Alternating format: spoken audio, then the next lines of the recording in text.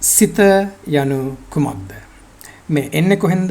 කොහෙද තියෙන්නේ? සහ හැදිලා තියෙන්නේ මොනවලින්ද? මෙම ප්‍රශ්න කිහිපය ඔබ අපේ රටේ ඉන්න ප්‍රසිද්ධ බයොලොජි ගුරුවරයෙක් කන තිස්ස ජනනායකගෙන් ඇහුවොත් ඔබට ලැබෙන්නේ මෙන්න මේ වගේ පිළිතුරක්. මනස ඔය කියන මොළය ආස්තේ තියෙන කෙහෙල් මලක් නෙමෙයි. දැන් ඊට පස්සේ අභිධර්මයට ගිහිල්ලා බලන්න ඕනේ. හිත කොහෙන්ද එන්නේ? අවකාශීයවලු එන්නේ. අවකාශීය ස්පේස් එකෙන් එන්නේ. මනස කියන්නේ ඇස්ට්‍රල් දෙයක්, අභෞතිකයි ඒක. මේ මගේ මනස කියලා අල්ලලා පෙන්වන්න බෑ. එතකොට බහයි මනස තියෙන්නේ කොහේද කියලා බුදුහාමුදුරන්ට අනුව හිත ඕන තැනක තියෙන්න පුළුවන්. වැඩිපුර තියෙන්නේ හෘදේ. මනස නැත්තම් විඥානේ නැත්තම් සිත එක එක තැන් වල හට ගන්න පුළුවන්. කනේ හට ගන්න පුළුවන්, දිවේ හට ගන්න පුළුවන්. හරිද? ඒතර ඇසේ හට ගන්න පුළුවන්. එහාට මෙහාට යනවා. මොළේ ආශ්‍රිතව තියෙන්නත් පුළුවන්. එහාට මෙහාට යන ශක්ති ස්වරූපයක් තමයි මේ තියෙන්නේ. එනර්ජි and information field එකක්. සිත කියන්නේ ඇත්තටම මොළයේ සිටින කෙහෙල් මලක් නෙමෙයිද? මෙතනට යන්න කලින් මගේ හිතට එන පළවෙනි ප්‍රශ්නේ තමයි සිත අභෞතික නම්. සිත කියන්නේ energy information field එකක් නම්. එනර්ජිත් භෞතිකයි නම්, ෆීල්ස් උත් භෞතිකයි නම්, ඉන්ෆෝමේෂන් උත් රඳා පවතින භෞතික දෙයක් මත පදනම් වෙලා නම් කොහොමද භෞතික දේවල් තුනකින් හැදිච්ච දෙයක් අභෞතික උනේ? මට හිතෙන විදිහට ඒ නිර්වචනයම එනර්ජිත්, ෆීල්ස් උත්, ඉන්ෆෝමේෂන් කියන්නේ මොනවාද කියලා තේරුම් ගැනීමට නොහැකි වීමක්. ඒත් අපි දැනට එක පැත්තකින් තියලා මෙතුමා කියන විදිහට සිත අභෞතික ලෙස ඇස්ට්‍රල් දෙයක් විදිහට, ස්පේස් එකෙන් එන දෙයක් විදිහට, ඇඟේ හැමේ යන්න පුළුවන් දෙයක් විදිහට සහ හෘදය ආශ්‍රිතව වැඩියෙන් ගැවසෙන දෙයක් විදිහට හිත තියෙන්න පුළුවන් කියන්න මෙතුමා ඉදිරිපත් කරන සාක්ෂි සලකලා බලමු. සිත කියන්නේ අපි අවුරුදු 10 ගණක් තිස්සේ උත්තර හොයපු ප්‍රශ්නයක්. විශ්වය කොහොමද හැදුනේ, ජීවය කොහොමද හැදුනේ කියන ප්‍රශ්න දෙකට පස්සේ අපේ මනුෂ්‍ය වර්ගයට තිබ්බ ලොකුම ප්‍රශ්නයක් වෙන්නේ නැති මේ හිත කොහෙන්ද එන්නේ කියන ප්‍රශ්නේ. අපේ අතීතයේ තිබ්බ සියලුම ශිෂ්ටාචාරවල, සියලුම බිලීෆ් සිස්ටම්ස් වල, විශ්වාස පද්ධතීන් සහ දැනුම් පද්ධතීන් වල ආපු එක නිගමනයක් තමයි මේ ඩුවලිසම් කියන කන්සෙප්ට් එක. අදට සහ අතීතයේ තිබ්බ ඔක්කොම වගේ ආගම් රඳා පවතින මේ ඩුවලිසම් කන්සෙප්ට් එක මත, ද්විත්වවාදය කියන කන්සෙප්ට් එක මත. ද්විත්වවාදය කියන්නේ ශරීරයක් භෞතික ලෙස පැවතුනාට සිත අභෞතික ලෙස පවතිනවා කියලා හිතන එක. සිතක් මේ විදිහට අභෞතික ලෙස පැවතුනොත් විතරයි අපිට නිවනට යamak ගැන හිතන්න පුළුවන්. නැවත ඉපදීමක් ගැන හිතන්න පුළුවන්. එහෙම නැත්නම් ස්වර්ගයට යamak හෝ නිරයට යamak ගැන හිතන්න පුළුවන්. සිත මෙහෙම පවතින්නේ නැත්නම් මරණයෙන් පස්සේ සිත අපිට සම්බන්ධ සියලු දේ විනාශයටපත් වුණොත් අපි අදහන ආගම් වල තියෙන කෝ බිලීෆ් එකක් බිඳ වැටෙනවා. ඒකින්ද මේ සිත ගැන ප්‍රශ්නය ඉතාමත් වැදගත් ප්‍රශ්නයක් වුණා අපි හැමෝටම. ඒතර මෙතුමා A-level බයොලොජි වලට කරන දේශනවල පන්තියේදී කරපු මේ සිත පිළිබඳ කරපු කතාවල මෙතුමා සිත මේ විදිහට පවතිනවා කියලා කියන්න පාවිච්චි කරපු සාක්ෂි කිහිපයක් මම මෙතනින් ඔබට පෙන්නන්නම්. ඒතර මේ සාක්ෂිය තමයි මෙතුමා යොදාගන්නේ සිත මෙතුමා කියන විදිහට අභෞතික ඇස්ට්‍රල් තනින් තනට යන හෘදය ආශ්‍රිත වැඩිපුර තියෙන දෙයක් කියලා මෙතුමාගේ බයොලොජි පන්තියේ ළමයින්ට කියන්න යොදාගත්ත සාක්ෂි කිහිපයක්. මේ සාක්ෂි හයේ තියෙන එක විශේෂයක් තමයි මම දැකපු මේ සාක්ෂි හයෙන් එකක්වත් scientific evidence නෙමෙයි. මේ සාක්ෂි මට තුන් විදිහකට බෙදන්න පුළුවන්. පළවෙනි එක තමයි individual experiences. දෙවෙනි එක තමයි anecdotal evidence. නැත්නම් වෙන කවුරු හරි කෙනෙක් කියපු කතාවක් අපි evidence එකක් විදිහට අරගෙන ඒ කතාව මත ඉඳලා අපි ආගියු කරනවා මෙන්න මේ කතාව මෙහෙම ඇහුණ හින්දා නැත්නම් කිව්ව හින්දා යම් කිසි දෙයක් මේ විදිහට පැවතිය හැකියි කියලා. තුන්වෙනි සාක්ෂි වර්ගය තමයි a priori reasoning.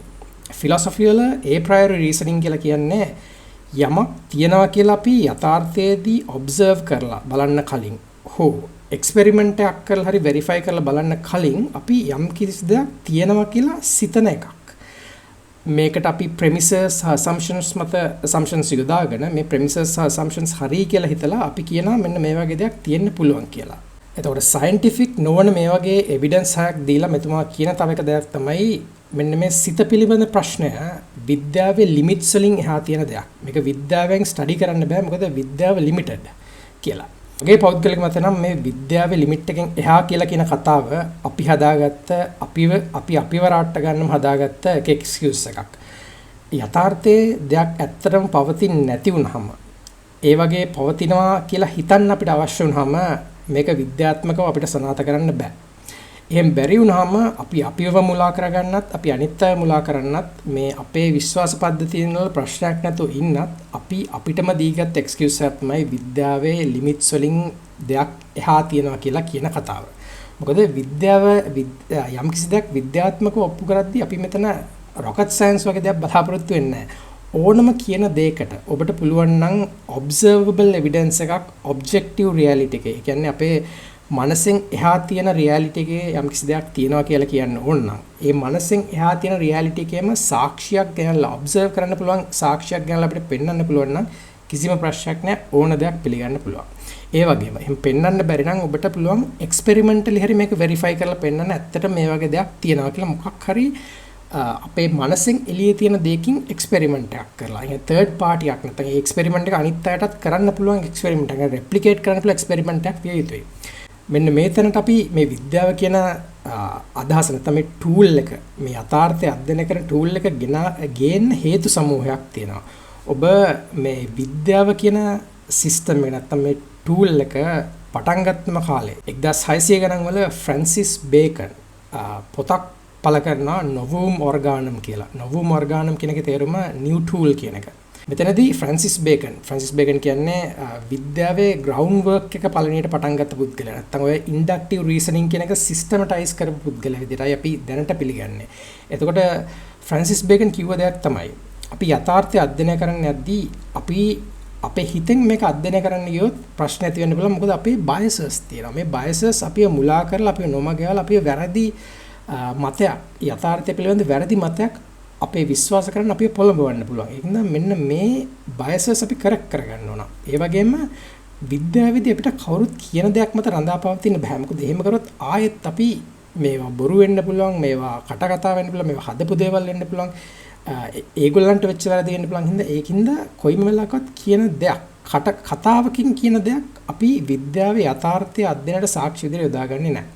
අපි මේ වගේ සයන්ටිෆික් නොවන එවිඩන්ස් මත පදනම් වෙලා යථාර්ථයේ දෙයක් තියෙනවා නැත්නම් යථාර්ථයේ දෙයක් පවතින්නේ මෙහෙමයි කියලා හිතන්න ගියොත් අපි හැමෝම නොමග යනවා. එහෙම නොමග යන්නේ ඇයි කියන එක මම එතුමා ඉදිරිපත් කරන සාක්ෂියම අරන් ඔබට පෙන්නන්නම්. පළවෙනි සාක්ෂිය. හිත කියන්නේ හෘදය ආශ්‍රිතව තියෙන දෙයක් කියලා අඟවන්න මෙතුමාගේ පන්ති ළමයින්ගෙන් අහනවා ඔබට හැඟීමක් දැනීමක් දැනෙද්දි දැනෙන්නේ කොහෙට වගේද කියලා. ඒකට සරල උත්තරය තමයි පපුව ආශ්‍රිත ප්‍රදේශයට කියන එක. මෙම දැනීම ඊට පස්සේ මෙතුමා හේතුවක් කරගන්නවා අඟවන්න ඇත්තටම හිත කියන්නේ පපුව ආශ්‍රිත ප්‍රදේශයේ තියෙන දෙයක්ද කියලා. මම අහන්නේ ඔබේ ශරීරයේ ඔබේ හිත තියෙන කොතනද? බුදුහාමුදුරන්ට අනුව හිත ඕන තැනක තියෙන්න පුළුවන්. වැඩිපුර තියෙන්නේ හෘදේ. රුධිර ධාරාවත් එක්කලු හිත තියෙන්නේ. ඔබට දැනෙන්නේ කොහොමද? ඔබට දැනෙන්නේ හිත මොළයේ තියෙනවා වගේද? හිත හෘදයේ තියෙනවා වගේද? ප්‍රැක්ටිකලි දැනෙන හැටි මං අහන්නේ. පොත්වල තියෙන ඒවා තමන්ට දැනෙන දේ. හිතට බරපතල දුකක් හිතුනහම හිතට ලොකු සතුටක් ආවහම එතකොට බලන්න කොහේ වගේද දැනෙන්නේ කියලා හරි. ඒක ටිකක් හිතා ගන්න පුළුවන්. දැන් මේ ආගියුමන්ට් එක වැරදි කියන්නේ ඇයි කියලා කතා කරන්න කලින් මෙතන ඊට වඩා ලොකු ප්‍රශ්නයක් තියෙනවා. ඒ තමයි අපිට හැඟෙන දැනෙන දේවල් අපි යථාර්ථය අවබෝධ කර ගැනීමට පාවිච්චි කිරීම. මොකද අපිට හැඟෙන දැනෙන දේවල් හැම වෙලේම යථාර්ථය නෙමෙයි. මේක තේරුම් කරන්න මම ඔබට උදාහරණ කිහිපයක් දෙන්නම්. ඔබ බලන්න මේ පින්තූරේ. මෙන්න මේ පින්තූරේ තියෙන කොටුවල කොටු වර්ග දෙකක් තියෙනවා. තමයි ඩාර්ක් පාටකින් තියෙන එකක් තියෙනවා, ලයිට් පාටකින් තියෙන එකක් තියෙනවා. මම ඔබගෙන් අහුවොත් මේ පින්තූරේ පෙන්නලා මේකේ තියෙන B කොටුව මොන පාටද කියලා අපි හැමෝම කියන්නේ ලයිට් ග්‍රේ කියලා. ඇත්තටම මේක ඩාර්ක් ග්‍රේ. මේක බලන්න පුළුවන් එකම විදිය තමයි එක්ක මේ දෙක ක්‍රොප් කරලා එක ළඟ තියලා බලන්න පුළුවන්. නැත්නම් මෙන්න මේ වගේ ඉරක් ඇඳලා මේකේ පාට එකයි කියලා ඩ්‍රැග් කරලා පහළට බලන්න පුළුවන් මේ කොටු දෙකම එකයි කියලා. එහෙමත් පෙන්ලා ඉවරලා මේ ආයේ මේ ඇඳපු ලයින් එක මම රිමූව් කරොත් ඔබට ආයේ මේක පේන්න පටන් ගන්නවා පාට දෙකක් විදියට. යථාර්ථයේදී ඇත්තටම මේ දෙක එක පාටක් වගේ තිබ්බට අපිට පේන්නේ පාට දෙකක් විදියට. මේක ඇඳලා පස්සේ අපි දන්නවා මේ පාට දෙක එකයි කියලා.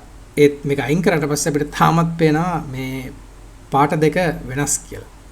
ඒ වගේම දෙවෙනි උදාහරණය තමයි මෙන්න මේ ටේබල්ස් දෙක. මේ ටේබල්ස් දෙක පෙන්නලා මම ඔබගෙන් අහුවොත් මොකද්ද දිග ටේබල් එක කියලා ඔබ කියන්නේ මේ වම් පැත්තේ තියෙන ටේබල් එක කියලා. ඒත් ඇත්තටම මේ ටේබල්ස් දෙකම එක සමානයි. ස්ක්‍රීන් එක ඔබ පෝස්ට් කරලා මේ ටේබල්ස් දෙකේ දිග මැනලා ඔබ බැලුවොත් ඔබට තේරෙනවා මේ ටේබල්ස් දෙකම එකම හරිම එක සමාන දුර කියලා. ඒත් එහෙමත් දැනගෙන ඔබ ආයේ මේ ටේබල්ස් දෙක දිහා බැලුවොත් ඔබට ආයේ තේරෙනවා වම් පැත්තේ තියෙන ටේබල් එක දිගයි කියලා. එතකොට ඔබට එතනින් යම් කිසි තේරුමක් ගන්න පුළුවන් ඇති අපිට පේන දේවල් ඇත්තටම යථාර්ථය නෙවෙයි කියන්න.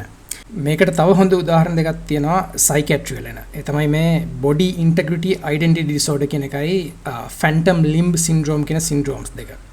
මේ body integrity identity disorder එකේ තමන්ගේ ඇඟේ තියෙන අතක් පයක් තමන්ගේ නෙමේ වගේ තමන්ට හැඟෙන්න දැනෙන්න පටන් ගන්නවා. මේක කොච්චර strongly දැනෙනවද කියලා නම් මිනිස්සු තමන්ගේ අතපය කපලා ඉවත් කරන්න තරම් පෙළඹෙනවා.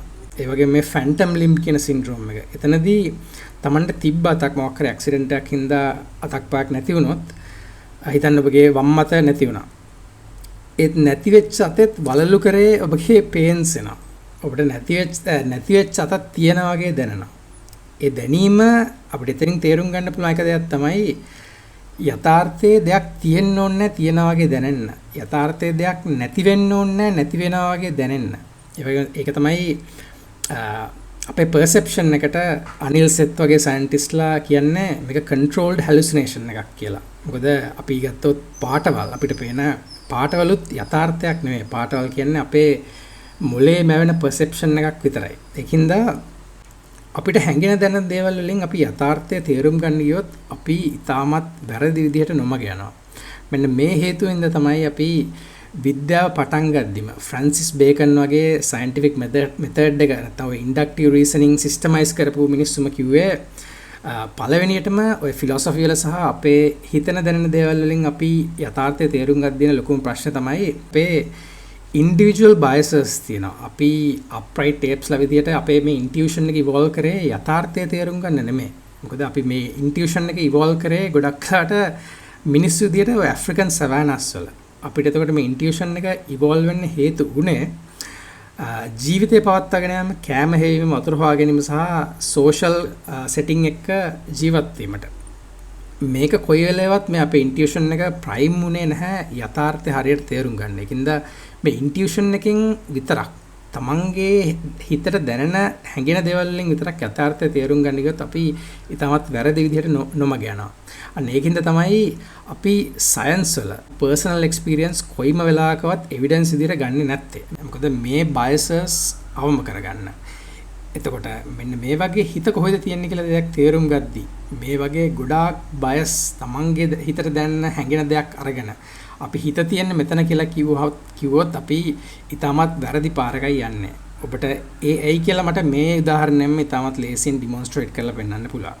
අපිට යමක් දැනෙද්දී ඇයි පපුව ප්‍රදේශයට දැනෙන්නේ මොළයට නැතුව? මේකට ඊටමත් සරල උත්තරය තමයි පපුව ආශ්‍රිතව ප්‍රෙෂර් සෙන්සර්ස් තියෙනවා. මොළයේ ඇතුලේ ප්‍රෙෂර් සෙන්සර්ස් නැහැ. මොකද මොළයේ ඇතුලේ ස්කල් එකක් ඇතුලේ තියෙන දෙයකට ප්‍රෙෂර් සෙන්සර්ස් ඉවෝල්ව් කරන්න අවශ්‍යතාවයක් නැහැ. මොකද ස්කල් එකේ ඇතුලේ තියෙන මොළයේ කොයි වෙලාවකවත් ඒ බීම් එකට මොකක් හරි ගැටීමකට ලක් වෙන දෙයක් නෙමෙයි. ඒකින්ද තමයි අපිට පුළුවන් මේ ඕපන් බ්‍රේන් සර්ජරිස් වලත් මිනිස්සුන්ම සිහියෙන් තියාගෙන බ්‍රේන් සර්ජරිස් කරන්න පුළුවන්. ඔබ මේ පින්තූර දැක්කොත් එක පුද්ගලෙක්ට වයලින් එක පාව වාදනය කරන්න දෙන බ්‍රේන් සර්ජරි එක අතරතුර ඔබ බ්‍රේන් එකේ කොටස් කපලා ඉවත් කරත් මේ ටියුමර්ස් ඉවත් කරත් ඔබට මුකුත් දැනෙන්නේ නැහැ මොලේ ඇතුලේ වෙන. මොකද මොලේ ඇතුලේ ඒ පේන් රිසෙප්ටර්ස් නැත්නම් ප්‍රෙෂර් සෙන්සිං රිසෙප්ටර්ස් සෙන්ස් කරන්න පුළුවන් සෙන්සරි ඕගන්ස් මොලේ ඇතුලේ නැහැ. ඒත් මොකක් හරි සිතුවිල්ලක් නැත්නම් ආවේගයක් එද්දී heart rate එක heart palpitation වෙන්න පුළුවන්, heart rate එක අඩු වැඩි වීම වෙන්න පුළුවන්. මෙන්න මේ වෙනස්කම් හින්දා හෘදය ආශ්‍රිතව තියෙන නර්ව්ස් වලින් අපිට මේක යම්කිසි ප්‍රමාණයකට දැනෙනවා. ඒකින්ද පපුව ප්‍රදේශය වෙනස්කම් වෙනවා කියලා යම් දැනීම් දැනෙද්දී අපිට හිතෙනවා. මේක තවදුරටත් ඔබ හිතුවොත් මේ වගේ දැනීම් අපිට පපුවට ඇරෙන්න අපේ බඩටත් දෙන්න සමහරක් වෙලාවට gut feelings කියන නැත්නම් ඔය butterflies කියන දේවල් බඩටත් දෙනවා. ඒ වගේම උඩ තැනක ඉඳන් නැත්නම් මොකක් හරි roller coaster එකක් වගේ ඔබ යනවා නම් ඔබට ඔබගේ අර යටි බඩට අමුතු දැනීමක් දෙනවා නිකන් තද වෙනවා වගේ. ඒ වගේ දේවල් හින්දා අපි කවදාවත් කියන්නේ නැහැ සිත තියෙන්නේ බඩේ නැත්නම් සිත තියෙන්නේ යටි බඩේ කියලා. මොකද මේවා අපේ emotions වලට එන physical responses විතරයි. අපේ emotion අපි undoubtedly දන්නවා අපේ emotions ඔක්කොම process වෙන්නේ මොළෙන් විතරයි කියලා. එතකොට දැනෙන දෙයක් දැනෙන්න පුළුවන් මොළේ ඇරෙන්න ඇඟේ තියෙන අනිත් ප්‍රදේශ වලට විතරයි. අනිත් ප්‍රදේශ වලත් මොළය හා සම්බන්ධ ක්‍රියාකාරකම් සිදුවෙන ප්‍රදේශවල ඒ මොලේ රෙස්පොන්ස් එකකින්ද තව ඕගන් එකක් ක්‍රියා කරන්න පටන් ගද්දී ඒ වටේ තියෙන සෙන්සර්ස් ඉඳ ප්‍රෙෂර් ඩිෆරන්සස් ඉඳ අපිට එක එක දේවල් දැනෙනවා. ඒක තේරුම සිත ඒ තැන්වල තියනවා කියන එක නෙමෙයි. අන්න ඒකයි අපි මේ ෆිලොසොෆිකල් නැත්නම් මේ ඉන්ඩිවිජුවල් ආගියුමන්ට්ස් වලින් මිදිලා විද්‍යාවට එද්දී යථාර්ථය ස්ටඩි කරන්නෙද්දී මේ දේවල් පැත්තකින් තියලා ඉන්නේ. මේක කියද්දී මට මතක් වෙන එක දෙයක් තමයි අර රිචඩ් ෆයින්මන් කිව්ව ෆස්ට් ප්‍රින්සිපල් එක. The first principle is that you must not fool yourself and you are the easiest person to fool. අපේ intuition එක unreliable. මේක තමයි ෆ්‍රැන්සිස් බේකන් හඳුන්වන්නේ idols of the tribe කියලා. මොකද අපි පරිණාමය වෙච්ච විදිහත් එක්ක අපේ හැමෝගෙම සිත්වල තියෙනවා biases set එකක්. ඒකින්ද තමයි අපි ගොඩක් අය පොළව පැතලි හින්දා හිතුවේ ලෝකේ පැතලි වෙන්න ඕන කියලා. අපේ වටේ ඉර යන හින්දා අපිට අපේ perception එකෙන් පෙද්දී අපි හිතුවේ ඉර ඇත්තටම යන්නේ අපේ වටේ කියලා. ඒකින්ද අපිට පෙනෙන දැනෙන දේවල් වලින් යථාර්ථය තේරුම් ගන්න එක ඉතාමත් වැරදි වැඩක්. එහෙම කරොත් අපි හැමෝම ඉතාමත් වැරදි විදියට නුම යනවා. දෙවන සාක්ෂිය. දෙවන සාක්ෂි විදියට මෙතුමා ඉදිරිපත් කරන්නේ රීබර්ත් ස්ටඩීස් වගේ. මෙතුමා කියනවා ඉයන් ස්ටීවන්සන් ලංකාවට ඇවිල්ලා කරපු සමීක්ෂණයක හිටිය එක ගෑනු කෙනෙක්ගේ කතාවක් ඇසුරෙන් ලියපු පොතක්. නැවත උපන් දැරිය කියන මේ පොතේ කුරුණෑගල ඉන්න දැන් ප්‍රින්සිපල් කෙනෙක් කළා විශ්‍රාම ගිය ගුරුවරියක් පොඩි කාලේ යාගෙන් අහපු ප්‍රශ්න වලින් 160කට හරි පිළිතුරු දුන්නා කියලා. මේ සමීක්ෂණය මත පදනම් වෙලා මේ එක ඔබ්සර්වේෂන් එක මත පදනම් වෙලා මෙතුමා කියනවා මතකය කියන්නේ භෞතික දෙයක් නෙමෙයි. මතකය මිනිසෙක්ගේ මිනිසෙක්ට මරුණාට පස්සේ යන්න පුළුවන් හැකියාව තියෙන අභෞතික දෙයක් කියලා. එයා පොඩි කාලේ කියපු දේවල් අනුව තමයි ඉයන් ස්ටීවන්සන් ඇවිල්ලා එයාව මේ රිසර්ච් එකට අරන් තියෙන්නේ. හරි. එයා කලින් භවය කිව්වොත් ඒ කලින් භවයේ ඒ ඉපදුණු තැන ඒ ඔක්කොම ඊට පස්සේ ඒ පොතේ තියෙනවා කලින් භවයේ එක්කෙනාගේ මොකද්ද මරණ පරීක්ෂණ වාර්තාව. ඒ ඔක්කොම තියෙනවා. හරිද? ඔව්. එයා කියන්නේ මම අහපු ප්‍රශ්න වලින් 160කට එයා හරියට උත්තර දුන්නා කියලා. ඔව්. එතකොට මට තියෙන ප්‍රශ්නේ ඔය එකක්වත් නෙමෙයි. ඒතර එයා ඒ 160ක් හරියට කියලා දිනවනේ. ඒ කියන්නේ මතකින්නේ. මතකේ තියෙන්නේ කොහෙද? ඕන් එනවා අපි බටහිර වෛද්‍ය විද්‍යාව. මතකේ තියෙන්නේ මොලේ. ඒ කියන්නේ මෙයා ගාව පෙර භවයේ මොලේත් සාක්කුවේ තියෙනවා එහෙමද? නැත්නම් ඒ පෙර භවයේ මොලේද මේ තියෙන්නේ නෑ අරයා ආදාහනය කළ බවටත් සාක්ෂි තියෙනවා. හරිද? පෙර භවයේ කෙනා. ඒතර මේ මොලේ මොකක් නැද්ද කියන්නේ අංශු මාත්‍රයක්වත් ඉතුරු වෙලා නැහැ. මතකයේ තිබුණේ මොලේ නම් ඒ පෙර භවයේ මතකයේ දැන් මොලේ කොහෙද තියෙන්නේ? කොහොමද තියෙන්නේ? කොහොමද ආවේ? ඒතර අවසාන නිගමනය මොකද්ද? මතකයේ තියෙන්නේ මොලේ නෙවෙයි. මතකයේ තියෙන්නේ මනසේ. හැබැයි ඒක රීඩ් කරන ඇප් එක තියෙන්නේ මොලේ. මතකය ඇත්තටම අභෞතික සිතක තියෙන මිනිසෙක්ගෙන් මිනිසෙක්ට මරුණාට පස්සේ ගමන් කරන්න පුළුවන් දෙයක්ද? මේ තේරුම් ගන්න අපි නිකමට වගේ මෙතුමාගේ ඉස්සල සාක්ෂි පාවිච්චි කරපු Tamanට හැඟෙන දැනෙන දේවල් වලින් යථාර්ථය තේරුම් ගන්න ලොජික් එක පාවිච්චි කරලා අපි අපෙන් මෙතන ඇහුවොත් අපිට මොනවාද පෙර භවය ගැන මතක කියලා මං හිතන්නේ අපි හැමෝගෙම උත්තරේ මුකුත් මතක නැහැ කියන එක. ඒතර මෙතුමාගේම ලොජික් එක අපි පාවිච්චි කරොත් අපේ නිගමනය තමයි මතකය කියන්නේ ඒ වගේ අභෞතික සිතින් සිතට යන්න පුළුවන් දෙයක් නෙමෙයි. මොකද අපි කාටවත් පෙර භවයක් ගැන කිසිම මතකයක් නැහැ. ඒත් මේවා විද්‍යාත්මක නැති හින්දා ඒක පැත්තකින් තියලා අපි මේ සාක්ෂිය ගැන වෙනම බලමු. ඉස්සෙල්ලම මේ සාක්ෂිය වල තියෙන පළවෙනි ප්‍රශ්නේ තමයි මේක කටකතා. මේවා eyewitness testimonies. මේවා මිනිස්සු කියන දේවල්. මේ වගේ දේවල් අපි යථාර්ථය අධ්‍යයනයට සාක්ෂි විදිහට යොදාගත්තොත් අපිට ඇති වෙන්න පුළුවන් ප්‍රශ්න තමයි මේවා බොරු වෙන්න පුළුවන්. මේවා මෙහෙම කියන්න මිනිස්සුම බ්‍රේන් වොෂ් කරලා තියන්න පුළුවන්. මේ වගේ ප්‍රශ්න ගොඩක් වේග් වෙලා හැමෝටම සමාන වන උත්තර තියෙන ප්‍රශ්න අහලා ඒ වලට සමාන වෙච්චින්දා එතන කනෙක්ෂන් එකක් වැරදි විදිහට එස්ටැබ්ලිෂ් වෙන්න පුළුවන්. මෙන්න මේ වගේ ප්‍රශ්න හින්දා තමයි විද්‍යාවේදී අපි කවුරුත් කියන කතාවක්වත් eyewitness testimony එකක්වත් evidence විදිහට ගන්න නැත්තේ. ඔබ ලෝකේ පළවෙනි scientific institution එක වන Royal Society of London වල මාබල් හෝල් කියලා තැනක් තියෙනවා. මේ මාබල් හෝල් එකේ එක දොරක උඩ ගහලා තියෙනවා එක වාක්‍යයක්. ලැටින් වලින් මේ වාක්‍යය කියන්නේ nullius in verba කියලා. ඒක ඉංග්‍රීසි තේරුම තමයි take nobody's word for it. සිංහලෙන් කිව්වොත් යථාර්ථයේ සාක්ෂි විදියට කවුරුත් කියන කතාවක් පිළිගන්න එපා. මොකද එහෙම කරොත් අපි ඊටමත් වැරදි විදිහට වැරදි මත වලට එන්න පුළුවන්. ඒවා ඇත්තටම සාක්ෂි කියලා ගත්තොත් මොකද මේ දේවල් ඊටමත් වැරදි වෙන්න පුළුවන් සම මැනිපියුලේට් කරන්න පුළුවන්.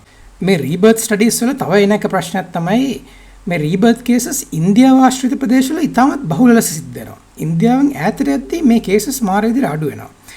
ඒත් ඒබ්‍රහමික් රිලිජන්ස් තියෙන ප්‍රදේශ ගත්තොත් ඔය ඉස්ලාම් ක්‍රිස්තියානිටි වගේ තියෙන ප්‍රදේශ අරාබිය සහ ඇමරිකාව වගේ ප්‍රදේශ ගත්තොත් රීබර්ත් කේසස් මාර අඩුයි. ඒගොල්ලෝ දෙවියෝ දැක්ක කේසස් නැත්නම් ස්වර්ගයට ගිය කේසස් මාර විදිහට වැඩි වෙනවා. අපි එකම යථාර්ථයක ජීවත් වෙද්දී ඉන්දියාවේ පැත්තේ මිනිස්සු කොහොමද ගොඩක් නැවත ඉපදෙද්දී ඇමරිකාවෙත් අරාබිය පැත්තේ මිනිස්සු දෙවියෝ දකින්නේ නැත්නම් ස්වර්ගයට යන්නේ. මේ වගේ ඔබ්සර්වේෂන් එකක් දැකිද්දී මගේ හිතට එන එක දෙයක් තමයි මේවා ඔක්කොම අපේ හිතේම ඇවිච්ච මනස්ගතද කියලා. ඒත් මගේ මතය පැත්තකින් තියලා අපි බලමු එතුමා මොනවද කියන්නේ කියලා. එතකොට අවසාන නිගමනය මොකද්ද? මතකයේ තියෙන්නේ මොළයේ නෙවෙයි. මතකයේ තියෙන්නේ මනසේ. හැබැයි ඒක රීඩ් කරන ඇප් එක තියෙන්නේ මොළයේ. මේ වගේ විද්‍යාත්මක නොවන සාක්ෂි අරගෙන මේ වගේ නිගමන වලට එන එක වැරදි කියලා අපිට ඔප්පු කරලා පෙන්නන්න පුළුවන්. මොකද මතකය කියන්නේ මොකක්ද කියලා අපි අද වෙද්දී ඉතාමත් හොඳින් විද්‍යාවේ තේරුම් ගන්න තියෙන්නේ. මතකය ගැන අපි නියුරෝ සයන්ස් වල අධ්‍යයනය කරන ඉතිහාසය වැඩි ඈතකට යන්නේ නැහැ. අවුරුදු 100ක් විතර ඈතකට තමයි යන්නේ. මෙතනදී තියරිස් දෙකක් තියෙනවා ඉතාමත් වැදගත් වෙන. පළවෙනි එක තමයි මේ හෙබියන් ලර්නින් කියලා ඩොනල්ඩ් හෙබ් ඉදිරිපත් කරපු තියරි එක. මේක සරල ලෙස කිව්වොත් neurons that fire together wire together. එතකොට මතකයක් හැදෙද්දී අපේ මොළයේ තියෙන ගොඩාක් නියුරෝන්ස් ෆයර් වෙනවා. මේ නියුරෝන්ස් ටික එකට ෆයර් වෙද්දී එකට වයර් වෙන හින්දා මේ කනෙක්ෂන් මේ වයර් වෙච්ච කනෙක්ෂන් සමූහයම එකිනෙකට ඒවල අතර තියෙන කනෙක්ෂන්ස් ස්ට්‍රෙන්දන් වෙලා මේවා ඩෝමන්ට් ලෙස මොළයේ ඒ විදිහට පවතිනවා. එතකොට මෙමරියක් රීකෝල් කරද්දී මේ ඩෝමන්ට් කනෙක්ෂන් සෙට් එක එකපාර ආයෙ ඇක්ටිවේට් වීමක් තමයි මතකයක් රීකෝල් කිරීමක් කියලා වෙන්නේ. මේක රිචඩ් සර්මන් හඳුන්වලා දීපු මේ එන්ග්‍රෑම් කියන ස්ට්‍රක්චර් එකෙන් ඉතාමත් හොඳට අපි අධ්‍යයනය කරලා මේක මේ විදිහට තමයි මතකයන් හැදෙන්නේ කියලා ඔප්පු කරලත් තියෙනවා. මොකද මතකය කියන්නේ මොලේ එක තැනක විතරක් තියෙන දෙයක් නෙමෙයි. මතකය මොලේ ගොඩාක් තැන්වල ඩිස්ට්‍රිබියුට් වෙලා තියෙන දෙයක්. මොකක්ද මතකය මොකක්ද එක්ස්පීරියන්ස් එකට සම්බන්ධ විෂුවල් දේවල් අපේ ඔක්සිපිටල් ලෝබ් එකෙත් අපිට හිතිච්ච දේවල් අපේ ෆ්‍රන්ටල් ලෝබ් එකෙත් අපිට ඇහිච්ච දේවල් ටෙම්පරල් ලෝබ්ස් වලත් අපිට දැනෙච්ච දේවල් ඇමිග්ඩාලා වගේ රීජන්ස් වලත් සටහන් වෙලා අන්න ඒ ෆයර් වෙන නියුරෝන්ස් ඔක්කොම එකට කනෙක්ට් වෙලා එන ඒ කනෙක්ෂන් එකක් තමයි මේ එන්ග්‍රෑම් එකක් කියලා කියන්නේ. මේක ඔප්පු කරපු සාක්ෂි විදියට අපිට ඉතාමත් ලේසියෙන් බලා ගන්න පුළුවන් සාක්ෂියක් තමයි මේ රෝඩන් ස්ටඩීස්. රෝඩන් ස්ටඩීස් වල දෙන රෝඩන් ස්ටඩීස් with fear conditioning කියන ස්ටඩීස් වර්ගය. මෙතනදී කරන්නේ මීයක් නැත්නම් රෝඩන් කෙනෙක් වගේ සතෙක් අරගෙන මොකක් හරි විෂුවල් හරි ඔඩිටරි කියුව එකක් දෙනවා. මොකක් හරි සද්දයක් හරි මොකක් හරි පේන දෙයක් හරි එකපාර දීලා එම සතාගේ කකුලට ඉලෙක්ට්‍රික් ෂොක් එකක් දෙනවා. එතකොට මේ සතා ටිකක් කාලෙදී ඇසෝසියේට් කරගන්නවා මේ සද්දය ආපු හින්දායි මට ඉලෙක්ට්‍රික් ෂොක් එකක් වැදුනේ කියලා. එතකොට ටිකක් දවස් ගියාම ඔබ ඒ සතාට ඒ සද්ද විතරක් ඇහෙන්න සැලස්සුවොත් ඒ සතා එකපාර ෆ්‍රීස් වෙනවා බය වෙලා. අර ඉලෙක්ට්‍රික් ෂොක් එකක් වැදුන්නේ නැති වුණත් අර සද්ද එක්ක ඉලෙක්ට්‍රික් ෂොක් එකක් ඇසෝසියේට් කරපු හින්දා ඒ ඇසෝසියේට් කරපු එකේ මෙමරි එකේ සතාගේ ඇඟේ නැත්නම් මොලේ ස්ටෝර් වෙලා තියෙන හින්දා මේ සතාර ඉලෙක්ට්‍රික් ෂොක් එක ඇහෙන වෙලාවක ඊට පස්සේ එක්ස්පීරියන්ස් එකට පස්සේ ඒ බය පෙන්නවා. ඊට පස්සේ මේ බය පෙන්නද්දී නැත්නම් මේ ඉලෙක්ට්‍රික් ෂොක් එකේ මතකය කොහොමද මොලේ තියෙන්නේ කියලා ඔබ්සර්ව් කරලා බැලුවොත් ඔබට බලා ගන්න පුළුවන් නියුරෝන් ෆයර් වෙන පැටර්න් එකක් තියෙනවා. මේ එන්ග්‍රෑම් පැටර්න් එකක් තියෙනවා. මේ පැටර්න් එක අපි මේ සතාට සද්දයක් ඇහෙන්න දෙන්නෙත් නැතුව අපි ආටිෆිෂියලි මේ නියුරෝනල් පැටර්න් එක ආටිෆිෂියලි ෆයර් කරොත් මේ සතා ආයෙත් බය වෙනවා සද්ද නැතුවත්. එතකොට සද්දයක් අවශ්‍ය වෙන්නේ නැහැ. මේ එන්ග්‍රෑම් එක විතරක් ආටිෆිෂියලි ඔබට ට්‍රිගර් කරන්න පුළුවන් නම් ෆයර් කරන්න පුළුවන් නම් මේ සතාගේ අර බය කියන මතකේ නිකම් වෙනවා. මේක තවදුරටත් අධ්‍යයනය කරන්න පුළුවන්. මේ වගේ ෆියර් කන්ඩිෂන් කරපු සතෙක්ගේ මේ නියුරෝනල් කනෙක්ෂන් එක අපි වෛරසස් වගේ දේවල් දාලා මේ කනෙක්ෂන් එක සප්‍රෙස් කරනවා නැත්නම් බින්දිනවා. බින්දට පස්සේ ඔබට බලා ගන්න පුළුවන් එක්ස්පෙරිමෙන්ටලි වෙරිෆයි කරලා මේ සතාගේ තිබ්බ මතකය නැති වෙනවා. මොකද මතකයේ එච්චර භෞතිකයි. අර එන්ග්‍රෑම් කනෙක්ෂන් අතර ඒ ෆයර් වෙන කනෙක්ෂන්ස් හින්දායි මේ මතකයේ තිබ්බ කියන එකට ඒක ඉතාමත් ස්ට්‍රෝං එවිඩන්ස් එකක් වෙනවා. ඊටත් පස්සේ මේ MIT එකෙන් කරපු false memory implantation study එක. මේක තමයි මම මතකය සම්බන්ධව දැනට දැකලා තියෙන wildම study එක. මෙතනදී කරන්නේ එක තවත් රෝඩ් කෙනෙක් නැත්නම් මීයක් අරගෙන එක box එකකට දානවා safe box එකක්. ඒ box එකේ කිසිම දෙයක් වෙන්නේ නැහැ. මේ සතර හොඳින් ජීවත් වෙන්න ඉඩ දෙනවා. එතකොට ඒ බොක්ස් එක සම්බන්ධව මේ සතාගේ මොලේ හදාගන්න මෙමරි එකේ එන්ග්‍රෑම් එක අපි ආටිෆිෂියලි මැප් කරලා මේ සතාව අපි දානවා ඉලෙක්ට්‍රික් ෂොක් වදින බොක්ස් එකකට. මෙන්න මේ දෙවෙනි බොක්ස් එකේ මේ ඉලෙක්ට්‍රික් ෂොක් වදිද්දි මේ සයන්ටිස්ට්ලා කරේ මේ සතාගේ අර පරණ තිබ්බ ඉලෙක්ට්‍රික් ෂොක් වදින්නේ නැති බොක්ස් එකේ මෙමරි එක ආටිෆිෂියලි ට්‍රිගර් කරන එක. මෙහෙම ට්‍රිගර් කරාම ටිකක් කල්ලාදී මේ සතාට ඉතාමත් පුදුම දෙයක් සිද්ධ වෙනවා. ඒ තමයි අර පළවෙනි සේෆ් බොක්ස් එක ඇතුළට මේ සතාව දැම්මම මේ සතා බය වෙනවා. මේ සතා යථාර්ථයේ නොතිබිච්ච අලුත්ම මතකයක් අලුතෙන්ම හදාගෙන මේ සතාගේ එක්ස්පීරියන්ස් එක අපි ආටිෆිෂියලි මේ එන්ග්‍රෑම්ස් ෆයර් කරලා මැනිපුලේට් කරපු හින්දා මේ සතා දැන් හිතනවා අර සේෆ් බොක්ස් එකේ ඉදි තමයි ඉලෙක්ට්‍රික් ෂොක් වදින්නේ කියලා. අපි අලුත් මතකයක් මේ සතාට දීලා අපි අලුත් මතකයක් මේ එන්ග්‍රෑම් ස්ට්‍රක්චර්ස් මැනිපුලේට් කරලා අලුතෙන් හදලා එන්න එච්චර කරන්න පුළුවන් තරම් මතකය කියන දේ භෞතිකයි. එතකොට ඔබට එතනින් තේරුම් ගන්න පුළුවන් අපේ තියෙන මෙමරිස් ආටිෆිෂියලි අපිට ට්‍රිගර් කරන්න පුළුවන්. තියෙන මෙමරිස් මකලා දාන්න පුළුවන්. නැති මෙමරිස් ඇති කරන්න පුළුවන්. මේ වගේ දේවල් කරන්න පුළුවන් තරමට මතකය භෞතිකයි. ඒ මතකය භෞතික නැහැ කියන්න අපිට කිසිම සාක්ෂියක් මේ ලෝකේ හම්බෙලා නැහැ. එතකොට මේ engram connections මේ Hebbian line නැත්නම් මේ neurons that fire together wire together කියන අදහස් වලින් අපිට ප්‍රත්‍යක්ෂ කරගන්න පුළුවන් එක දෙයක් තමයි මේ engram structure එක sufficient and necessary for memory. මේ engram structure එක මේ විදිහට මොලේ wiring ඇති වෙන හින්දා තමයි අපිට මතකයන් තියෙන්නේ. ඒ ටික විතරක් තිබ්බොත් මතක හිටින්න හොඳටම ඇති. මේක අනිවාර්යෙන් තෝරන මේ ටික විතරක් තිබ්බත් ඇති කියන එක අපි අද වෙද්දී ඔප්පු කරලා ඉවරයි. එතකොට අපිට අවශ්‍ය නැහැ මේ ලංකාවේ කරපු සමීක්ෂණයක් මත පදනම් වෙලා මතකේ කොහෙන්ද එන්නේ කියලා නිගමන වලට එන්න. මේක ස්ටඩි කරන්න තවත් ඉතාම ලේසි දෙයක් තමයි මේ ලීෂන් ස්ටඩීස්. දැන් මතකය කියන්නේ මොලේ ගොඩාක් රීජන්ස් වල එකතු වීමෙන් අපිට ලැබෙන ඇබිලිටි එකක් වුණාට මේ මතකයට සම්බන්ධ සමහර ඇබිලිටිස් තියෙනවා ඉතාමත් ස්පෙસિෆික් රීජන් වලට කන්ෆයින් වෙච්ච. මෙන්න මේ වගේ රීජන් එකට කන්ෆයින් වෙච්ච දෙයක් මේ රීජන් එක ඩැමේජ් වුණොත් නැති වෙනවා කියන්න අපිට සාක්ෂි හොයාගන්න පුළුවන් මේ ලීෂන් ස්ටඩීස් වල. එතකොට හිපෝකැම්පස් කියන මොලේ තියෙන රීජන් එක අපි දැන් දන්නවා ඉතාමත් වැදගත් වෙනවා අපේ තියෙන ෂෝට් ටර්ම් මෙමරි එකක් ලොන්ග් ටර්ම් මෙමරි එකක් විදිහට කන්වර්ට් කරලා ඒක අපේ මොලේ ස්ටෝර් කරගන්න මතකයක් විදිහට. මෙන්න මෙයාම උදව් වෙනවා ඉගෙනීමක් වගේ දෙයක් කරන්නත්. මොකද අපි ඒ විදිහට ෂෝට් ටර්ම් මෙමරි එකට ගන්න දෙයක් ලොන්ග් ටර්ම් මෙමරි එකේ රඳවා ගත්තොත් විතරයි අපිට ඉගෙන ගන්නත් පුළුවන් වෙන්නේ. ඉතාමත් ප්‍රසිද්ධ කේස් එකක් තියෙන නියුරෝ සයන්ස් වල එන patient HM කියලා හෙන්රි මොලේසන් කියලා පුද්ගලගේ කතාවක්. හෙන්රි මොලේසන් පොඩි කාලේ බයිසිකල් එකකින් වැටලා ඔළුවට වෙච්ච ඩැමේජ් එකකින් මොහු අවුරුදු 26ක් විතර වෙනකන් ඉතාමත් තදබල එපිලෙප්ටික් සීෂර්ස් වලින් පෙළෙනවා. මේ එපිලෙප්ටික් සීෂර්ස් නවත්තන්න 1970 80 ගණන් වල සර්ජරි වරක් තිබ්බ ලොබොටොමි කියලා. මේ ලොබොටොමි සර්ජරිස් වල කරේ මොලේ කොටස් කපලා ඉවත් කරන එක මේ වගේ ප්‍රශ්න වළක්වන්න. එතකොට මෙතුමා මේ වගේ සර්ජරි එකකට භාජනය වෙනවා. භාජනය වෙලා හිපෝකැම්පල් ඒරියා එකේ රීජන් එකක් අයින් කරලා දානවා. මේ සර්ජරියට පස්සේ හෙන්රි මොලේසන් ප්‍රශ්නයක් නැතුව අවුරුදු 80 ගාණක් වෙනකන් ජීවත් වෙනවා. ඒත් එකම පොඩි වෙනසක් එක්ක. ඒ තමයි හෙන්රි මොලේසන්ගේ long term episodic memories store කරගැනීමේ හැකියාව සම්පූර්ණයෙන්ම නැති වෙනවා. එතකොට හෙන්රි මොලේසන් අවුරුදු 26 ඉඳන් අවුරුදු 80 වෙනකන් ජීවත් වුණාට මේ 26න් පස්සේ ජීවත් වෙච්ච හැම අවුරුද්දක්ම ඔහු උදේට නැගිටින්නේ ඔහු අවුරුදු 26 කොල්ලෙක් කියලා හිතාගෙන. මොකද ඔහුගේ මොලේ ඒ රීජන් එක නැතුව ඒ long term episodic memory Store කරන්න බෑ. ඒක ඉතාමත් වැදගත් සාක්ෂියක් අපිට බලා ගන්න පුළුවන් මේ මෙමරි කියන දේ සම්පූර්ණයෙන්ම 100%ක්ම මොලේ ඇතිවෙන භෞතික දේවල් මත පදනම් වෙලා ඇතිවෙන සංසිද්ධියක්. මේ දෙකම අහලා ඔබ තීරණය කළ බලන්න කුරුණෑගල ගුරුවරයෙක් 60%කට සමීක්ෂණයට පිළිතුරු දුන්න හින්දා ඔබ මතකය අභෞතික ලෙස සිතක පවතිනවා කියලා පිළිගන්නවද නැත්නම් අපි විද්‍යාවේ කරපු විදිහට අවුරුදු 100 ගාණක් ක්‍රොස් වෙරිෆයි කරපු peer review කරපු විද්‍යාවේ කරන්න පුළුවන් ඔක්කොම කරන්න පුළුවන් දේවල් කරලා අපි ආපු මේ එන්ග්‍රෑම් වලින් මතකය අපේ මොලේ භෞතික ලෙස පවතිනවා කියලා ආපු මතය පිළිගන්නවද කියලා ඔබට තීරණය ගන්න පුළුවන්. ඒතර විද්‍යාව යථාර්ථය අධ්‍යයනයේ ටූල් එකක් විදිහට ඉදිරිපත් කරපුම කාලේ පළවෙනියටම යථාර්ථය අධ්‍යයනය කරන්න යද්දී කරන්න එපා කියපු වැරදි දෙක මෙතුමා සාර්ථක ලෙස මේ පළවෙනි සාක්ෂි දෙකේම කරලා තියෙනවා. ඒ තමයි අපිට හැඟෙන දැනෙන දේවල් වලින් යථාර්ථය පිළිබඳ නිගමන වලට එන්න එපා කියන කතාවයි අපිට ඇහෙන වෙන මිනිස්සු කියන කතාව මත විතරක් පදනම් වෙලා යථාර්ථය පිළිබඳ නිගමන වලට එන්න එපා කියන කාරණා දෙක. ඒක තමයි අර සයන්ස් වල ලිමිට් වලින් එහා කියලා පැත්තකට දාපු සයන්ස් ආයි අපි ගන්න ඕන හේතුව.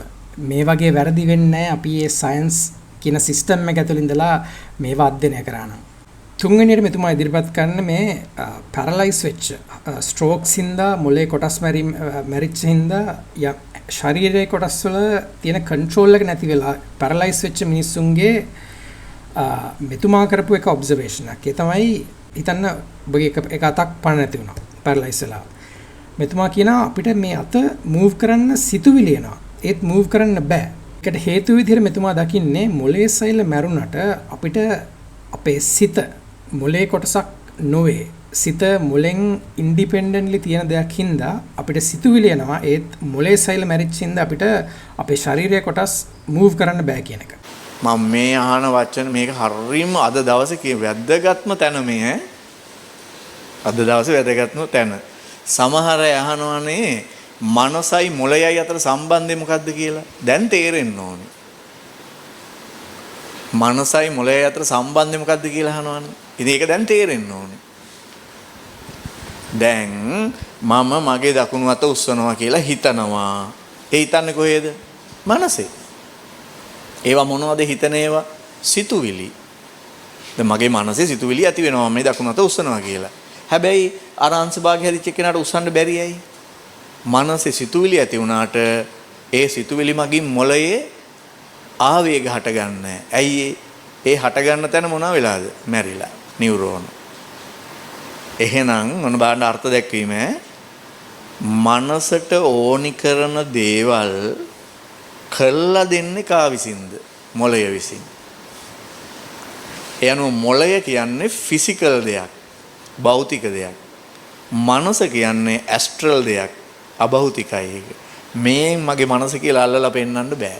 හැබැයි තනි මනසටත් මොනවා කරන්න බැයිද? ඒක කරන්න බෑ. ශරීරයට ඕනි දේවල් කරවන්න බෑ මනස තනියම මොලේ නැතුව. ඕකින්දා බටහිර විද්‍යාඥයෝ හිතනවා මනස තියෙන්නේ කොහේ කියලාද? මොලේ කියලා. අන්න එතන තමයි අවුල තියෙන්නේ. ඒගොල්ලෝ හිතනවා මනස තියෙන්නේ මොලේ. ඒකනේ මොලේ සෛල මරුණාම මොකක් වෙන්නේද? මේක උඩට උස්සන්න බැරි. ඉතින් ඒ වුණාට ආපහු අහන්න මොලේ සෛල මරුණු එක්කෙනාට දකුණු අත උස්සනවා කියලා සිතුවිලි එන්නේ නැද්ද? එහෙම කෙනෙක්ම අල්ලගෙන අහන්න ඕනේ. ඔයාට හිතෙන්නේ නැද්ද එහෙම? අම්මෝ හැමදාම හිතෙනවා. අද නම් මේ කොහොම හරි උස්සන්න ඕනේ කියලා. ඉතින් ඒ වුණාට වෙන්නේ නැහැ නේද? ඔය එන්නේ නැහනේ. එහෙනම් මේ අහන්න. ඔබේ මනසේ මෙහෙකරුවා කවුද? ඔබේ මනසේ මෙහෙකරුවා කවුද? ඔබේ මනසට හිතෙන දේ ඔබේ ෆිසිකල් බොඩි එක ලව්ව කරලා දෙන්නේ කවුද? මොළය. මනසේ මෙහෙකරුවා මොළයයි. මනස ඔය කියන මොළය ආස්තේ තියෙන කෙහෙල් මලක් නෙමෙයි. මේ කතාව මම පිළිගන්නවා ඔබට පුළුවන් නම් මොලේ සියලුම සෛල මැරිලා ඒ තවමත් සිතුවිලි එන එක පුද්ගලෙක් හරි මට පෙන්වන්න පුළුවන් නම් පැරලයිස් වෙද්දි මොලේ සෛල මැරෙනවා කියලා අදහස් කරන්නේ මොලේ ඔක්කොම සෛල මැරෙනවා කියන එක නෙමෙයි. මොලේ ස්ට්‍රක්චර් වයිස් නැත්නම් මොලේ රීජන් වයිස් ඩැමේජස් ඇතිවීමක් පමණයි. මොකද මොලේ ඔක්කොම සෛල මැරෙනවා අපිත් මැරෙනවා. බ්‍රේන් ස්ටෙම් එකේ වගේ තියෙන සෛල මැරෙනවා අපිට අපේ බ්ලඩ් පම්පින් හાર્ට් බීට් එකවත් පවත්වාගෙන යන්න හැකියාවක් නැහැ. ඒකට මේ පැරලිසිස් වලදී වෙන්නේ ගොඩක් වෙලාවට අපේ හිතේ අපේ හිතන දේ ගැටලුවක් නැතුව තියෙන්නේ. මොකද හිතන ඒරියාස් අපේ ඇඟේ මූව්මන්ට්ස් කරන ඒරියාස් වලට වඩා වෙනස් තැන්වල තියෙන්නේ. මොකද ගොඩක් සිතුවිලි අපේ මේ ලොජිකල් තින්කින් අපේ නැත්නම් තීරණ ගන්න තීරණ ගොඩක් වෙලාවට වෙන්නේ ප්‍රීෆ්‍රන්ටල් කෝටෙක්ස් එකෙන්. ඒත් අපේ මසල් මූව්මන්ට්ස් ගොඩක් ගවන් කරන්නේ මෝටර් කෝටෙක්ස් එක. එතකොට ස්ට්‍රෝක් එකකින්ද මෝටර් කෝටෙක්ස් එක ඩැමේජ් වෙලා ප්‍රීෆ්‍රන්ටල් කෝටෙක්ස් එකට ප්‍රශ්නයක් නැතුව තිබ්බොත් අපිට ඕන දෙයක් හිතන්න පුළුවන්. ඒත් හිතන වැඩ අපේ ඇඟේ වෙන්නේ නැත්තේ මෝටර් කෝටෙක්ස් එකෙන් මසල් කන්ට්‍රැක්ෂන්ස් වලට නැත්නම් රිලැක්සේෂන්ස් වල සිග්නල්ස් එවන්න බැරි හින්දා. මේක කොයිම වෙලාවකවත් සිතක් අභෞතික හින්දා නෙමෙයි මේක වෙන්නේ. සම්පූර්ණයෙන්ම මොලේ ස්ට්‍රක්චර්ස් තියෙන හින්දා. ඒ අනුව මොළය කියන්නේ ෆිසිකල් දෙයක්, භෞතික දෙයක්. මනස කියන්නේ ඇස්ට්‍රල් දෙයක්, අභෞතිකයි ඒක. මේ මගේ මනස කියලා අල්ලලා පෙන්නන්න බෑ. මේ ඔබ කරපු ප්‍රකාශ මට තිබ්බ ලොකුම ප්‍රශ්න තමයි මේ වගේ කිසිම විද්‍යාත්මක පදනමක් නැති දෙයක් බයොලොජි ක්ලාස් එක එදා දවසේ තියෙන වටිනම වැදගත්ම දේ කියලා ළමයින්ට ඉගෙනවීම. ඊට පස්සේ මට තියෙන ප්‍රශ්න තමයි මේ ප්‍රශ්නේ මෙහෙම නෙවෙයි කියන ඔබ දැනටමත් දන්නවා. මොකද ඔබම මේ වීඩියෝ එකේ මුලදී කියනවා අපේ මොලේ රීජන්ස් තියෙනවා. මේ රීජන්ස් වලින් තමයි එක එක ෆන්ක්ෂන්ස් කන්ට්‍රෝල් කරන්නේ. එතකොට ඇඟේ මූව්මන්ට්ස් කරන ෆන්ක්ෂන්ස් මෝටර් කෝටෙක්ස් වගේ ඒරියා එකක තියෙන ඒරියා එකේ සෙල්ස් ඩැමේජ් වුණොත් මේවා කරන්න බෑ කියලා. ඒත් මොකක් හරි හේතුවකට ඔබ මේ අපේ තියෙන එක්සිකියුටිව් ෆන්ක්ෂන්ස් කියන දේවල් මේ සිතීම නැත්නම් ප්ලෑන් කිරීම නැත්නම් අපේ කන්ට්‍රෝල් එකක් තියෙන මොකක් හරි ගෝල් ඔරියන්ටඩ් විදිහකට දෙයක් කිරීමේ තියෙන මේ එක්සිකියුටිව් ෆන්ක්ෂන්ස් කියන හැකියාවල් ඔබ මොලෙන් එන දේවල් නෙමෙයි කියලා හිතන් ඉන්නවා. ඊට පස්සේ ඔබ කියනවා කිසිම හේතුවක් ඉදිරිපත් නොකර මේ දේවල් අභෞතික සිතකින් එන දේවල් කියලා. මේක ඉතාමත් වැරදි වැටහීමක්. අපිට මේක ඔප්පු කරන්න පුළුවන්. fMRI ස්කෑන් එක අපේ මොලේ ස්කෑන් කරලා අපි මේ වගේ දේවල් හිතද්දී මොන ඒරියාස්ද ෆයර් වෙන්නේ නැත්නම් මොන ඒරියාස්ද ඇක්ටිවේට් වෙන්නේ කියලා බලලා අපිට ලේසියෙන් තේරුම් ගන්න පුළුවන් මේ හැම දෙයක්ම වෙන්නේ මේ අපේ භෞතික මොලෙන් විතරයි කියන එක. ප්‍රීෆ්‍රන්ටල් කෝටෙක්ස් එකට අමතරව පරයිටල් ලෝබ් එක, බේසල් ගැන්ග්ලියා, තැලමස්, ඊට පස්සේ ඇන්ටීරියර් සහ පොස්ටීරියර් සින්ගියුලේට් කෝටෙක්ස්, ඊට පස්සේ ඉන්සියුලා කියන මේ ගොඩාක් ඒරියාස් වලින් අපේ මේ එක්සිකියුටිව් ෆන්ක්ෂන්ස් වලට අපිට එක එක හැකියාවන් එනවා. මේ එක රීජන් එකකට ඩැමේජ් වුණොත් ඒකට අදාළ මේ එක්සිකියුටිව් ෆන්ක්ෂන්ස් නැති වෙනවා. මේක තවදුරටත් ඉතාමත් ලේසියෙන් තේරුම් ගන්න පුළුවන් විදිය තමයි අපේ පොඩි කාලේ ගැන හිතන එක. අපේ පොඩි කාලේ අපිට මේ වගේ හිතන්න බෑ. මේ වගේ ප්ලෑන් කරන්න බෑ. මේ වගේ ලොජිකල් තින්කින් කරන්න බෑ. මේ වගේ කිසිම එක්සිකියුටිව් ෆන්ක්ෂන් එකක් කරන්න බෑ. සිත අභෞතික නම් සිත කියන්නේ මොලේට සම්බන්ධ දෙයක් නෙමෙයි නම් අපිට මේවා පොඩි කාලෙත් කරන්න පුළුවන් වෙන්න ඕන. පොඩි කාලේ මේවා කරන්න බැරි. පොඩි කාලේ අපේ මේ ප්‍රීෆ්‍රන්ටල් කෝටෙක්ස් එකේ බ්‍රේන් ග්‍රෝත් එක මේ තරම් වෙලා නැති හින්දා. මොකද අපි හොඳටම දන්නවා අවුරුදු 25ක් විතර යනවා අපේ මොලයක් සම්පූර්ණයෙන්ම වර්ධනය වෙලා ඉවර වෙන්න. අපේ ප්‍රීෆ්‍රන්ටල් කෝටෙක්ස් එක ෆුල් ග්‍රෝන් ප්‍රීෆ්‍රන්ටල් කෝටෙක්ස් එකක් බඩපත් වෙන්නේ අවුරුදු 25ක් විතර ගියාම. ඒකයි අපිට පොඩි කාලේ මේ දැන් හිතන විදිහට අපිට හිතන්න බැරි. ඒකම ඇති නැද්ද? අපිට මේ ප්‍රීෆ්‍රන්ටල් කෝටෙක්ස් එකට අදාළ මේ එක්සිකියුටිව් ෆන්ක්ෂන්ස් තනිකර භෞතික ලෙස මොලෙන් සිදු වෙනවා කියලා ප්‍රත්‍යක්ෂ කරගන්න. ඒ වගේ දේවල් තේරුම් ගන්න තමයි මේ ලීෂන් ස්ටඩීස් ගොඩාක් වැදගත්. මම ඔබට ඉස්සර සඳහන් කර හෙන්රි මොලේසන්ගේ කේස් එක. අර හිපෝකැම්පස් එක විතරක් අයින් කරපෙන්ද එපිසෝඩික් මෙමරි විතරක් නැති වුණා. මේකේ තව ගොඩාක් කේසස් තියෙනවා. ඉස්සෙල්ලාම ඔය ෆිනේස් ගේජ්ගේ ආපු කතාව, ඇමරිකන් ක්‍රෝබා කේස් කියලා හඳුන්වන කතාව. මෙතනදී ඔහුගේ ඉස්සර ප්‍රීෆ්‍රන්ටල් කෝටෙක්ස් එකට වෙන ඩැමේජ් හින්දා මොහුගේ පර්සනැලිටි එක චේන්ජ් වෙනවා. සිත අභෞතික නම් එහෙම චේන්ජ් එකක් වෙන්න බෑ. ඒ වගේම තව මේ වගේ කේස් එකක් මේ ඇමිග්ඩාලා එක රිමූව් කරපු කේස් එකක්. මේ කාන්තාවගේ ඇමිග්ඩාලා එක රිමූව් කරපින්දා මේ කාන්තාවට බය දැනෙන හැකියාව සම්පූර්ණයෙන්ම නැති වෙලා යනවා. ඒ වගේම තව කේස් එකක් තමයි කෝටිකල් බ්ලයින්ඩ්නස් කියන එක. මෙතනදී ඇහැ හොඳට තිබ්බත් මේ ඔක්සිපිටල් රීජන් එකේ විෂුවල් ඉන්පුට් ප්‍රොසෙස් කරන ඒරියා එක ඩැමේජ් වෙච්ච හින්දා පෙනීම නැති වෙනවා. ඒ වගේම සෙරබෙලම් එක සම්පූර්ණයෙන්ම රිමූව් කරලත් මිනිස්සු ප්‍රශ්නයක් නැති වෙනවා. අර සෙරබෙලම් එකට අදාළ දේ විතරයි නැති වෙන්නේ. තමයි සෙරබෙලම් එක අපේ ෆයින් මෝටර් කන්ට්‍රෝල්ස් අපේ බැලන්ස් එක පවත්වාගෙන යන්න උදව් වෙන දෙයක්. ඒක නම් මේක අයින් කරොත් බැලන්ස් එක විතරයි නැති වෙන්නේ. ඒතර ඔබ ඉතාමත් වැදගත් තේරුම් ගත යුතු කාරණාවක් තමයි මොලේ ස්ට්‍රක්චර්ස් තියෙන මේ ස්ට්‍රක්චර්ස් වලින් වෙන වෙන දේවල් කරන්නේ. මේ ස්ට්‍රක්චර්ස් ඉන්ටර්කනෙක්ටඩ් කියන එකත් ඒත් එක ස්ට්‍රක්චර් එකක් අනිත් ස්ට්‍රක්චර් එකට බලපාන්න නැතුව වැඩ ගන්න පුළුවන් හැකියාව තියෙනවා. එන්නේ ඒකයි මේ වගේ දේවල් වෙන්නේ. මෙය කොහෙත්ම සිත අභෞතික ලෙස පවතිනවා කියලා කියන සාක්ෂියක් නෙමෙයි. මේක මොලේ ස්ට්‍රක්චර්ස් තියෙනවා කියලා කියන සාක්ෂියක්. ඒ වගේම මේ ස්ට්‍රක්චර්ස් ඉන්ඩිපෙන්ඩන්ට්ලි එකක් නැති වුණත් අනිත් එක ප්‍රශ්නයක් නැතුව වැඩ කරන්න පුළුවන් කියලා කියන සාක්ෂියක් විතරයි. හතරවෙනි සාක්ෂිය. සිත ඇත්තටම එහෙ මෙහෙ යන්න පුළුවන් දෙයක්ද? මෙය සනාත කරන්න නැත්නම් මෙය මෙහෙමයි කියලා ඔප්පු කරලා පෙන්නන්න මෙතුමා ඉදිරිපත් කරන එක සාක්ෂියයි මට හම්බුනේ. තමයි මෙතුමා කියනවා එක එක දේවල් එතුමාගේ ළමයින්ට හිතන්න කියලා. ඒ තමයි ඔබ කුස්සියේ ඉන්නවා කියලා හිතන්න. නැත්නම් ඔබ ගෙදර ඉන්නවා කියලා හිතන්න. ඒතර ඔහු කියන්නේ සිත කුස්සියට ගියා. නැත්නම් සිත ගෙදරට ගියා. ඒකින්ද සිත තනින් තනට යන්න පුළුවන් දෙයක් විදිහටයි එතුමා අදහස් කරන්නේ එන්නේ කතාවෙන්. මට ඉස්සෙල්ලා කියන ඕගලන්ට හිතක් තියනවද කියලා. හිතක් තියනවා කියලා දැනෙනවද? දැන් මේ කල්පනා කරලා බලන්න ඕනේ. අර හිතක් තියනවද මං ගාව? ඔව්. ඒ හිත කියන එක මොනවා හරි අවයවයක තියෙනවා වගේ දැනෙන්නේ ඔබට. එහෙම නෑනේ. එළියට යන්න පුළුවන් නේ. දැන් යමු අපි කොහෙද යන්නේ? සිංහරාජේ. මෙතන මෙහෙම ඉදිද්දි සිංහරාජේ යන්න බෑද? පුළුවන්. හරි. ගෙදර කුස්සියට යමුද? තේ එකක් බීලා එන්න. ඔය කිව්වේ නැතුවට ඕගොල්ලෝ ඔහම 10 වතාවක් විතර එහෙම ගිහින් එනවා මේ පන්තිය වෙලාවේ. හරි. ඔප්පෝ කොච්චර යනවා? යනවා.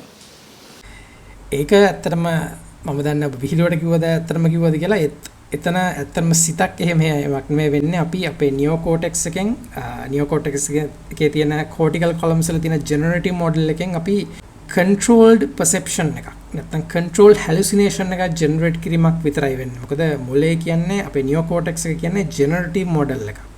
එතනදී අපිට පුළුවන් ඉමෑජින් කරන්න. සිත තනින් තනට යනවා කියන එකයි ඉමෑජින් කරනවා කියන එකයි ලොකු හාත්පසින්ම වෙනස් කතා දෙකක්. ඒකින්ද ඉමෑජින් කරන එක හිත තනින් තනට ගියා කියන සාක්ෂියක් විදිහට අපිට කොහෙත්ම ගන්න බෑ. අපි හොඳින්ම දන්නවා මේ නියෝ කෝටෙක්ස් එකේ තියෙන කෝටිකල් කොලම්ස් වලින් අපිට ජෙනරටිව් මොඩල්ස් හදන්න පුළුවන්. ඒකින්ද අපි අපේ රියැලිටි එක අපේ පර්සෙප්ෂන් එක කන්ට්‍රෝල්ඩ් හැලුසිනේෂන් එකක් විදිහට අපිට ක්‍රියා කරන්න පුළුවන්. මේක අපේ ඉමෑජිනරි පවර් එක. ඒක කිසිසේත්ම සිත තනින් තනට ගියා කියන සාක්ෂියක් නෙමෙයි.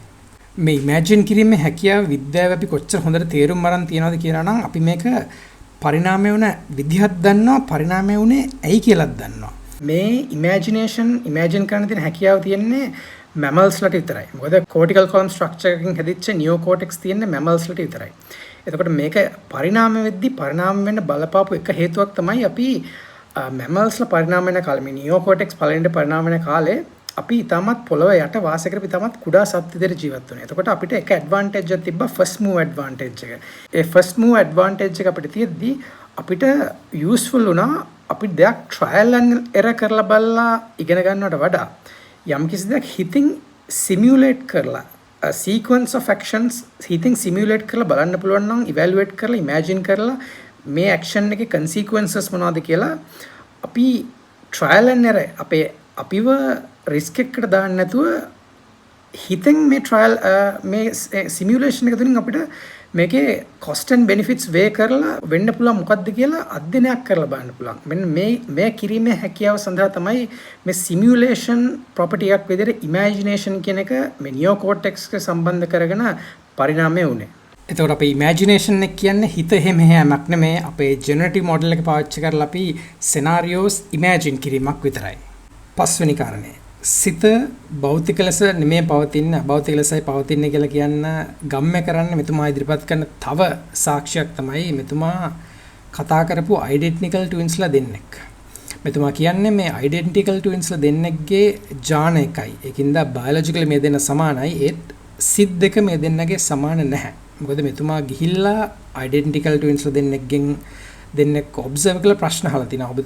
ඒගොල්ලෝ කැමති පාට මොනවද? ඒගොල්ලෝ කැමති දේවල් මොනවද කියලා මේ ප්‍රශ්න අහලා තිනවා. ඒ කැමති දේවල් කැමති පාටවල වෙනස් හින්දා මෙතුමා කියන්නේ සිත භෞතික දෙයක් වෙන්න බෑ. අභෞතික ලෙස පවතින්න ඕන. මොකද ඩෙන්ටිකල් ට්වින්ස්ලා දෙන්නෙක්ගේ ජාන සමාන හින්දා සිත භෞතික නම් මේ සිත් දෙකත් එක විදියට සමානව පිහිටන්න ඕන කියලා. නමුත් එතන හිත් දෙක තියෙන දෙවිදියකට. සර්ව සම නිවුණු දෙන්නෙක්ගේ හිත් දෙක සමානද? නෑ. මම ඒක බලලා තියෙනවා. ඒ කොහොමද? සර්ව සමනි වුණු දෙන්නෙක් මං හොයාගෙන තියෙනවා එහෙම. ඒ හොයාගෙන ඒ දෙන්නගේ බැලුවා මං කැමති පාට විනෝදාංශ ඒවා ගත්තාම ටෝටලි වෙනස්. ඒතර සර්ව සමනි වුණු දරුවෙක් හැදෙන්නේ කොහොමද?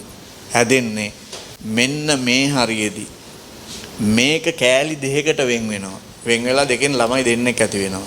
ඒතර දෙන්නගෙම තියෙන ප්‍රවේණික සංයුතිය මොකද වෙන්නේ? එකමයි. DNA පටිසටහන එක උඩ එක සමපාත වෙනවා. හිත් දෙක සමපාත වෙන්නේ නැහැ. එතකොට හිත් ඇවිල්ලා තියෙන ඥාන වලින් නෙමෙයි. මේකත් ඊටමත් වැරදි අදහසක්. මොකද භෞතික ලෙස ඥාන සමාන වුණත් අපේ මොළය කියන්නේ ඊටමත් ඩයිනමික් දෙයක්. මොළය හැදෙන විදිය කනෙක්ෂන්ස් හැදෙනවා නැති වෙනවා. මේ කනෙක්ෂන්ස් හැදීමට සහ නැතිවීමට බලපාන එක හේතුව තමයි ඉන්ඩිවිජුවල් එක්ස්පීරියන්සස්.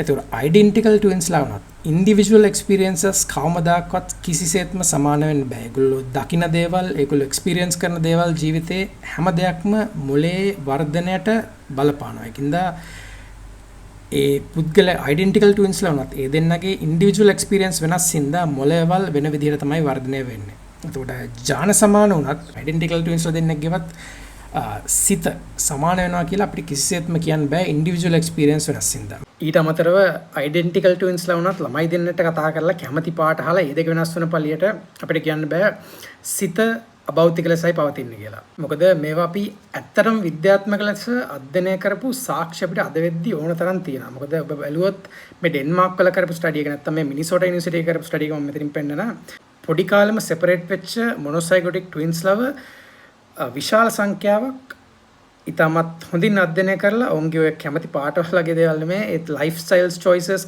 IQ එක හිතන් මැනලා මේගොල්ලන්ගේ සමානතා බලලා තියෙනවා. ඒකට බලද්දි මෙතන අනාවරණ දෙයක් තමයි ඇත්තටම මේ දෙන්න අතර සමානතාවක් තියෙනවා. මොකද දැන් හිත අභෞතික නම් හිත වෙන තැනකින් එන්නේ ජාන වලින් හිත් වලට බලපෑමක් එන්නේ නැත්නම් කොහොමද මේගොල්ලන්ගේ ඉන්ට්‍රස්ට් නැත්නම් මේගොල්ලන්ගේ රිලිජියෝසිටි නැත්නම් මේගොල්ලන්ගේ IQ පවා සමාන වෙන්නේ ස්ටැටිස්ටිකල් සිග්නිෆිකන්ස් එකක් එක්ක. ඒකෝර අපි දැන්ටමත් පෙන්නලා තියෙනවා බයොලොජි එක අපේ ජාන වලින් යම් කිසි බලපෑමක් එනවා හිත් දෙකක් නැත්නම් යම් කිසි මයින්ඩ්ස් දෙකක් එක වගේ යම් තාක් දුරට හැසිරෙන්නේ සම්පූර්ණ එක වගේ කොයි වෙලාවකවත් සිද්ධයක් හැසිරෙන්න සිද්ධයක් පිටින්නත් බෑ මොකද ඉන්ඩිවිජුවල් එක්ස්පීරියන්සස් හැම වෙලේම වෙනස් වෙනවා.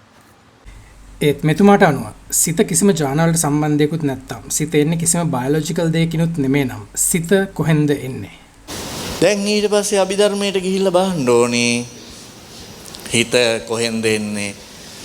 අවකාශීයවලු එන්නේ. අවකාශීය ස්පේස් එකෙන් එන්නේ. ඒ ගැන මම මුකුත් කියන්නේ නැතුව ඊළඟ සාක්ෂිය ගන්න. 6 වෙනි සාක්ෂිය.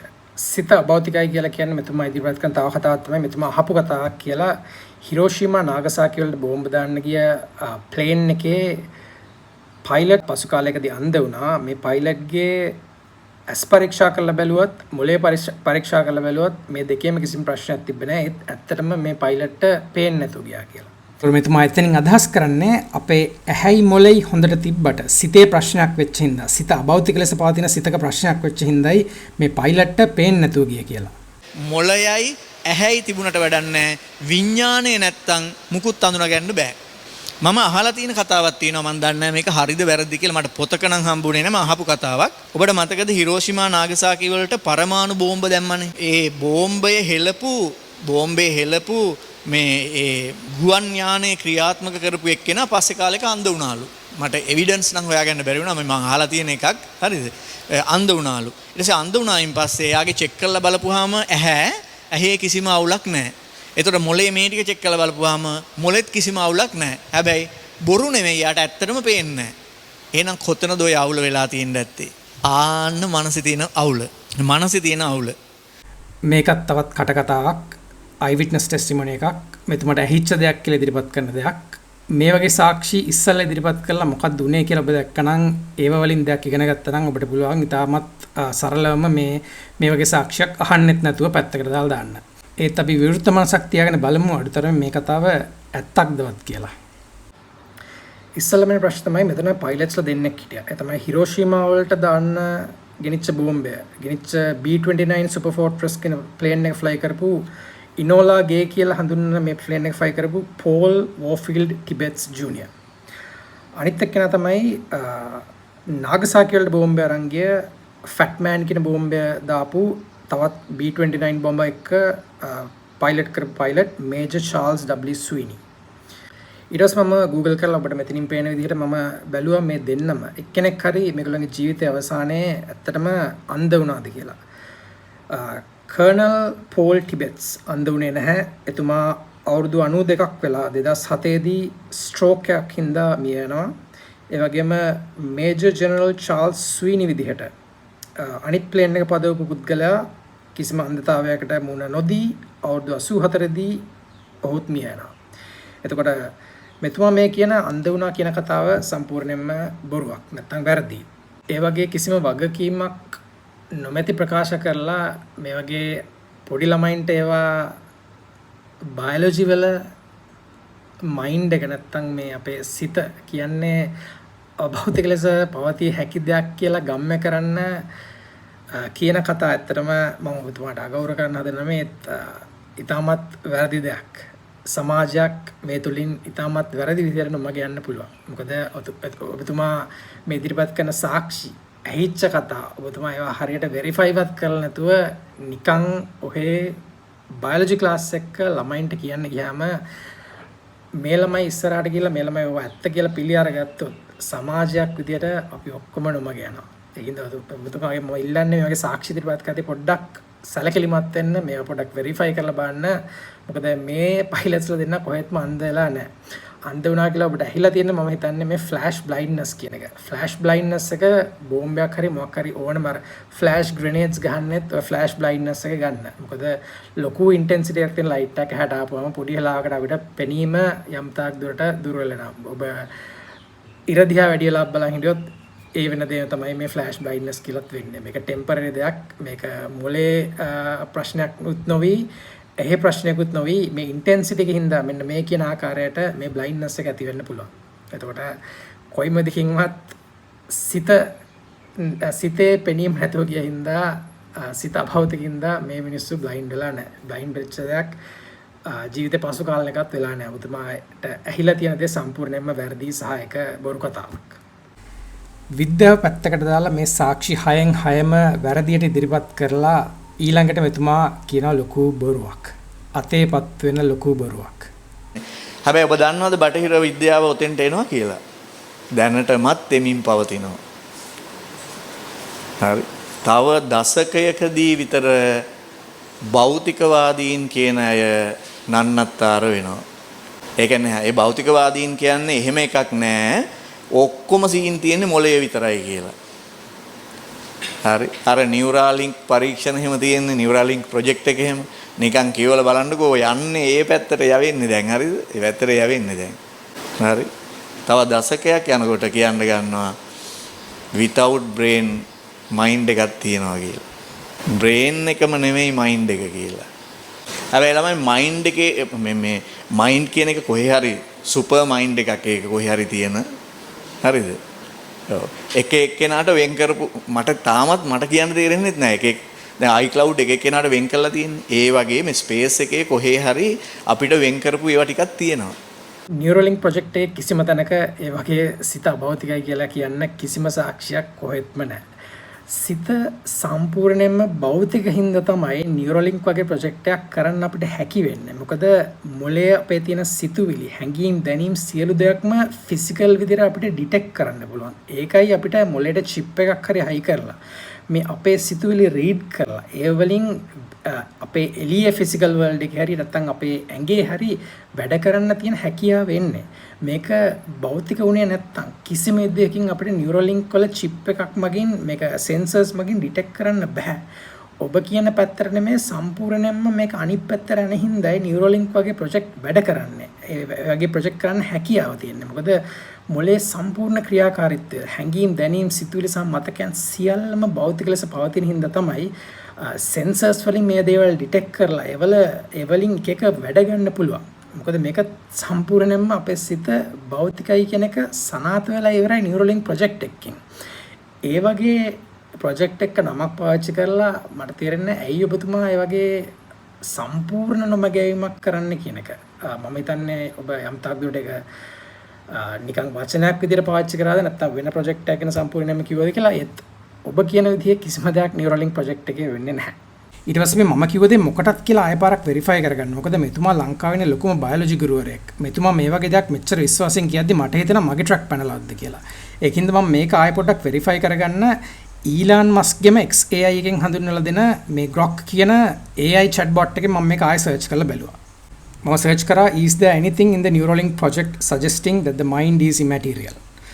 Search result එකේ මෙහෙම එකක් තියෙනවා nothing in Neuralink's stated goals, technical descriptions or public demonstrations suggest that the mind is immaterial. ඊපස්සේ පාල්ට ගියාම තව මෙහෙම දෙයක් තියෙනවා no direct evidence from Neuralink's materials. Its white papers, presentations or Musk's statements supports the idea that the mind is immaterial. එතකොට ආය පාරක් සනාථ වෙනවා මෙතුමා මේ නියුරලින්ක් ප්‍රොජෙක්ට් එක සම්බන්ධ කරලා මේ කිව්ව දේ සම්පූර්ණ අතේපත් වෙන බොරුවක් කියලා. without brain mind එකක් තියෙනවා නම් ඇයි brain එකට මේ නියුරලින්ක් chip එක හයි කරන්නේ?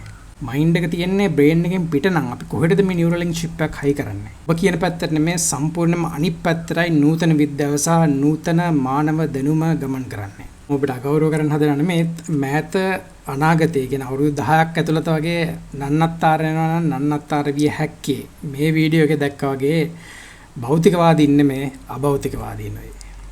මිට අමතරව මෙතුමා කිව්වා සිත ඇස්ට්‍රල් දෙයක් කියලා. මම හිතුවා ඇයි මෙතුමා සිත ඇස්ට්‍රල් දෙයක් කියලා කිව්වේ කියලා. මනස කියන්නේ ඇස්ට්‍රල් දෙයක් අභෞතිකයි ඒක. මේ මගේ මනස කියලා අල්ලලා පෙන්නන්න බෑ. මගේ පෞද්ගලික මතය නම් මෙය තවත් God of the gaps argument එකක්. ඒ කියන්නේ මෙය තවත් අර argument from ignorance කියන kind of argument එකක්.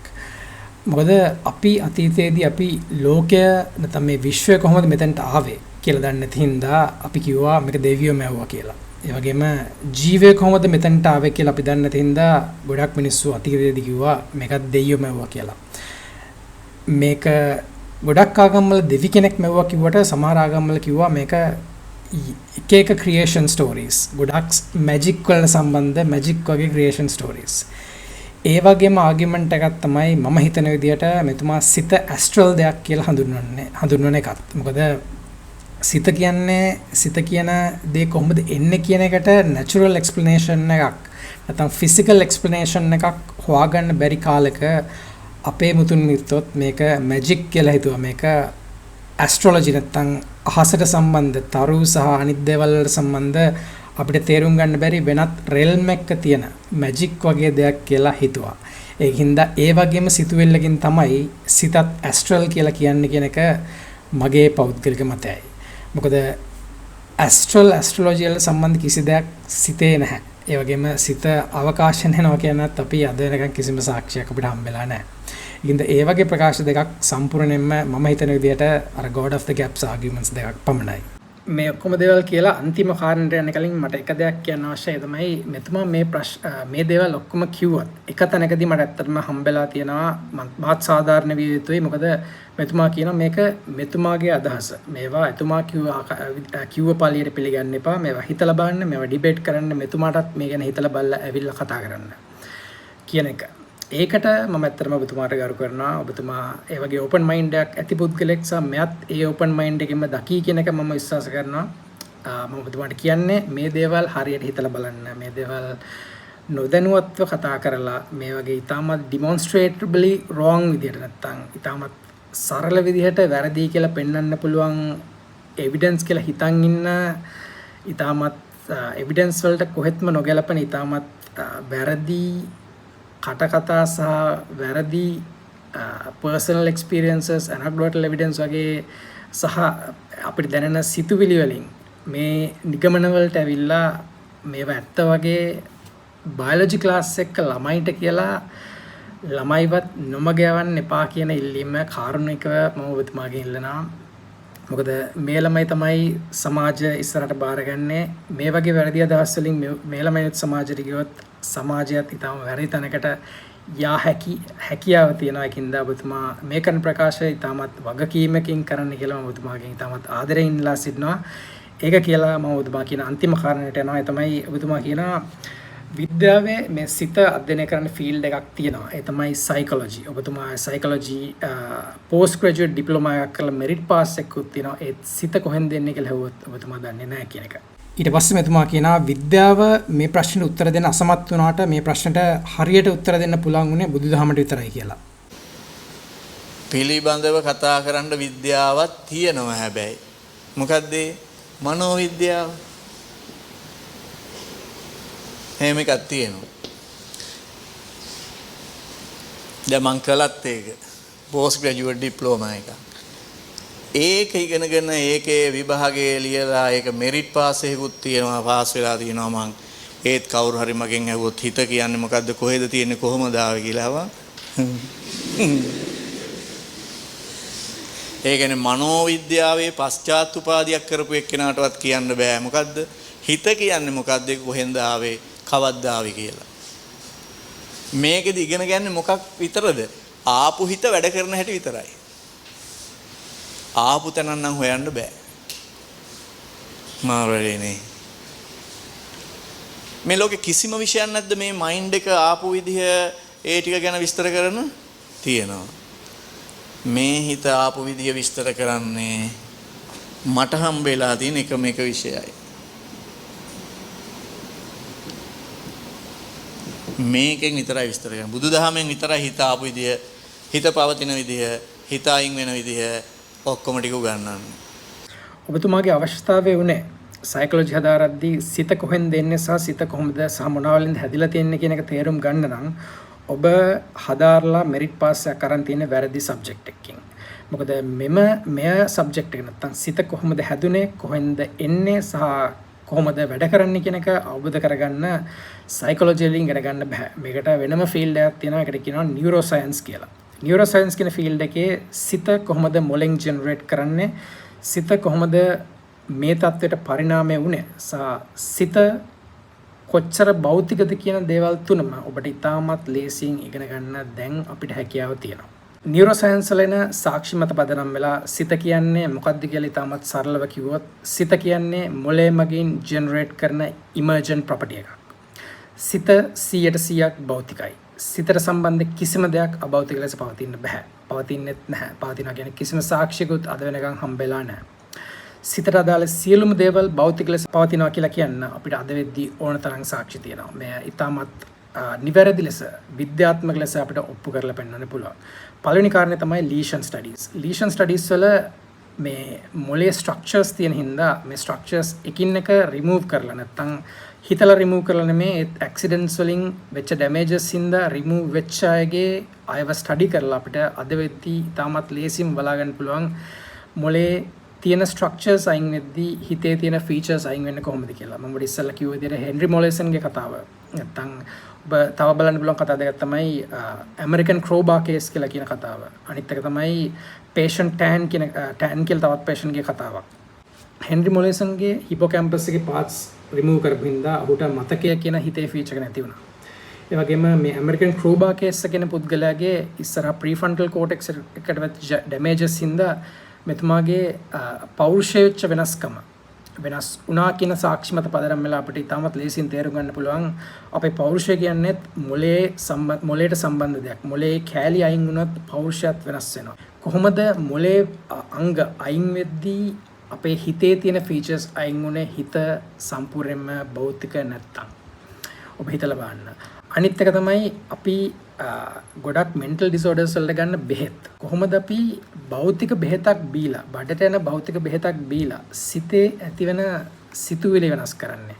අපිට පුළුවන් ડિප්‍රෙස් වෙච්ච මිනිස්සෙක්ව ડિප්‍රෙෂන් එකෙන් මුදව ගන්න SSRIs නැත්නම් selective serotonin reuptake inhibitors දීලා. ඔබ සතුට කියන්නේ සිතේ කොටසක් නම් SSRI කියන ඩ්‍රග් එකකින් බොන්න පුළුවන් ඩ්‍රග් එකකින් ඔබගේ serotonin levels වැඩි කරලා ඔබ ડિප්‍රෙෂන් එකෙන් එළියට ගන්න පුළුවන් නම් භෞතික දේවල් වලින් ඔබ ඉතාමත් ලේසියෙන් තේරුම් ගන්න පුළුවන් සිත සතුට කියන සිතේ තියෙන හැඟීම සම්පූර්ණයෙන්ම භෞතික ලෙස පවතින දෙයක් කියලා. මොකද ඒක ඩ්‍රග් එකක් දීලා හරි ඩ්‍රග් එකක් දීලා පවා සතුට කියන එක ඇති කරන්න පුළුවන් දෙයක්. ඔබ දන්නවනේ ඔබ ඊට වඩා ඩ්‍රග්ස් පාවිච්චි කරලා තියෙනවා නම් කොකේන් නැත්නම් THC ගංජා වගේ ඩ්‍රග්ස් අඩුතරම පාවිච්චි කරලා තියෙනවා. ඔබ දන්නා ඔබගේ දැනෙන හැඟීම් වල කියන සතුට සහ ඔබට දැනෙන ඩොපමින් හිට් එකේ වෙනසක් වෙනවා. ඒතකොට ඔබට ෆීල් ගුඩ් හෝමෝන්ස් එනින්ද ඔබට ඉතාමත් හොඳ සිතුවිලි නැත්නම් ඉතාමත් හොඳ දැනීමක් එනවා. ඒකයි මේ ඩ්‍රග්ස් වල අපි අබ්බැහි වෙන්නේ. එතනින්ම ඔබට තේරුම් ගන්න පුළුවන් කොච්චර මේ සිත කියන දේ භෞතිකද කියලා. ඔබ බොන්න පුළුවන් ඩ්‍රග් එකකින් ඔබේ තියෙන සිතුවිලි වෙනස් කරන්න පුළුවන් තරම් මේ භෞතිකයි. ඊට අමතරව මේකට මම දැකලා දෙන ඉතාමත් හොඳම සාක්ෂියක් තමයි ඔබේ ඔබ දේවල් හිතද්දි දේවල් දැනෙද්දී ඔබ ස්කෑන් කරත් ඔබගේ මොලේ fMRI ස්කෑන් එක හරි PET ස්කෑන් එක හරි ඔබට බලන්න පුළුවන් ඔබගේ සිතුවිලි වෙද්දී මොන නියුරෝන්ස්ද මොලේ ෆයර් වෙන්නේ කියලා. මේක කොච්චර ප්‍රසයිස් විදිහට බලන්න පුළුවන්ද කියනවා නම් ඔබව fMRI ස්කෑන් එක දාලා ඔබේ මොලේ තියෙන නියුරෝන්ස් ෆයර් වෙන විදිහ දිහා බලලා ඔබ හිතන්නේ මොනවද කියලා කියන්න පුළුවන් තරම් මේක භෞතිකයි. ඔබගේ සිතුවිලි ඔබ්සර්ව් කරලා ඔබ සිතන්නේ මොනවද කියලා බලන්න පුළුවන් තරම් අපේ සිත භෞතිකයි. සිත සම්පූර්ණයෙන්ම භෞතිකයි කියලා අපිට පිළි නොගෙන ඉන්න කිසිම හේතුවක් අද වෙද්දී අපිට නැහැ. අපිට ඉතාමත් විශ්වාසයෙන් අපේ ඉතිහාසයේ තියෙන සියලුම විද්‍යාවන් මත පදනම් වෙලා අපිට ඉතාමත් විශ්වාසයෙන් අද වෙද්දී අපිට කියන්න පුළුවන් සිත 100% භෞතිකයි. මේ කිසිම අභෞතික දෙයක් නැහැ. සියලුම ආගම්වල මේ ඉතිහාසයේ තිබ්බ සියලුම ආගම්වල පිළිගත් මේ ඩුවලිසම් කියන කන්සෙප්ට් එක සිත අභෞතික ලෙස පවතිනවා ඒත් කය භෞතික ලෙස පවතිනවා කියන කන්සෙප්ට් එක සම්පූර්ණයෙන්ම වැරදි. අපිට ඒක අද වෙද්දී තාමත් විශ්වාසනීය ලෙස ඔප්පු කරලා පෙන්නන්න පුළුවන්. අපිට ඩුවලිසම් එකක් නැහැ. තියෙන්නේ අපේ කය විතරයි. කය ඇතුළේ තියෙන මොලෙන් එන ඉමර්ජන්ට් ප්‍රොපර්ටි එකක් තමයි සිත. ඒ සිත ඊටමත් තේරුම් ගන්න අමාරු දෙයක්. මොකද මේ මොලේ කියන්නේ නියුරෝන බිලියන 86කින් හැදිච්ච මේ බිලියන 86 ඇතුළත කනෙක්ෂන් ට්‍රිලියන 100ක් තියෙන මේ කනෙක්ෂන් අතර කමියුනිකේෂන් එකත් ඉතාමත් විශාල කෙමිකල් ප්‍රමාණයකින් සිදුවෙන ඉතාමත් ඩයිනමික් දෙයක්. මේක තමයි විශ්වයේ තියෙන කම්ප්ලෙක්ස්ම දේ අපි දැනට ඔබ්සර්ව් කරලා තියෙන විශ්වයේ තියෙන කම්ප්ලෙක්ස්ම දේ තමයි අපේ මොළය. එතකොට මේ මොළය අපේ ancestorsලා හරි ලෙස තේරුම් නොගෙන මේ වගේ සිත අභෞතික ලෙස පවතිනවා කියලා කිව්ව කතාව අපිට සාධාරණයි කියලා කියන්න පුළුවන්. මොකද මේ තේරුම් ගැනීමට ඉතාමත් අමාරු දෙයක්. modern neuroscience වෙනකම් මෙය හරි ලෙස තේරුම් ගත්ත කිසිම ශිෂ්ටාචාරයක් ඉතිහාසයේ තිබ්බේ නැහැ. මේ හැමෝම ඒ වැරද්ද කරා. මොකද අපි විශ්වය කොහොමද හැදුනේ සහ ජීවය කොහොමද හැදුනේ කියන ප්‍රශ්න දෙකට උත්තර දෙන්න අපිට හැකියාව තිබ්ගතින්ද අපි අතීතයේදී මේ දෙක දෙවි කෙනෙක් මැව්වා වගේ දේවල් කිව්වා. ඒ වගේම වෙන කතන්දර හැදුවා මේක කොහොමද ඇති වුනේ කියලා එක්ස්ප්ලেইন කරන්න. මේ ආගමිකයන්ස් අපි කියනවා god of the gaps නැත්නම් argument from ignorance කියලා. එතන මේ වගේ දේවල් අපිට කියන්න උනේ මේ විශ්වය කොහොමද හැදුනේ ජීවය කොහොමද හැදුනේ වගේ ප්‍රශ්න ඉතාමත් අමාරු ප්‍රශ්න වෙච්චින්දා. අපි යම් තාක් දුරට ඒ දෙකට යම් කිසි පිළිතුරක් දීලා තියෙනවා. ඉතාමත් මෑතක් වෙනකන් මේ සිත කොහෙන්ද ආවේ කියන එකට අපිට පිළිතුරක් දෙන්න බැරි වෙනවා. මොකද මොලේ කියන එක මේ දෙකටත් වඩා ඉතාමත් කම්ප්ලෙක්ස් දෙයක් විදිහට තිබෙහින්දා.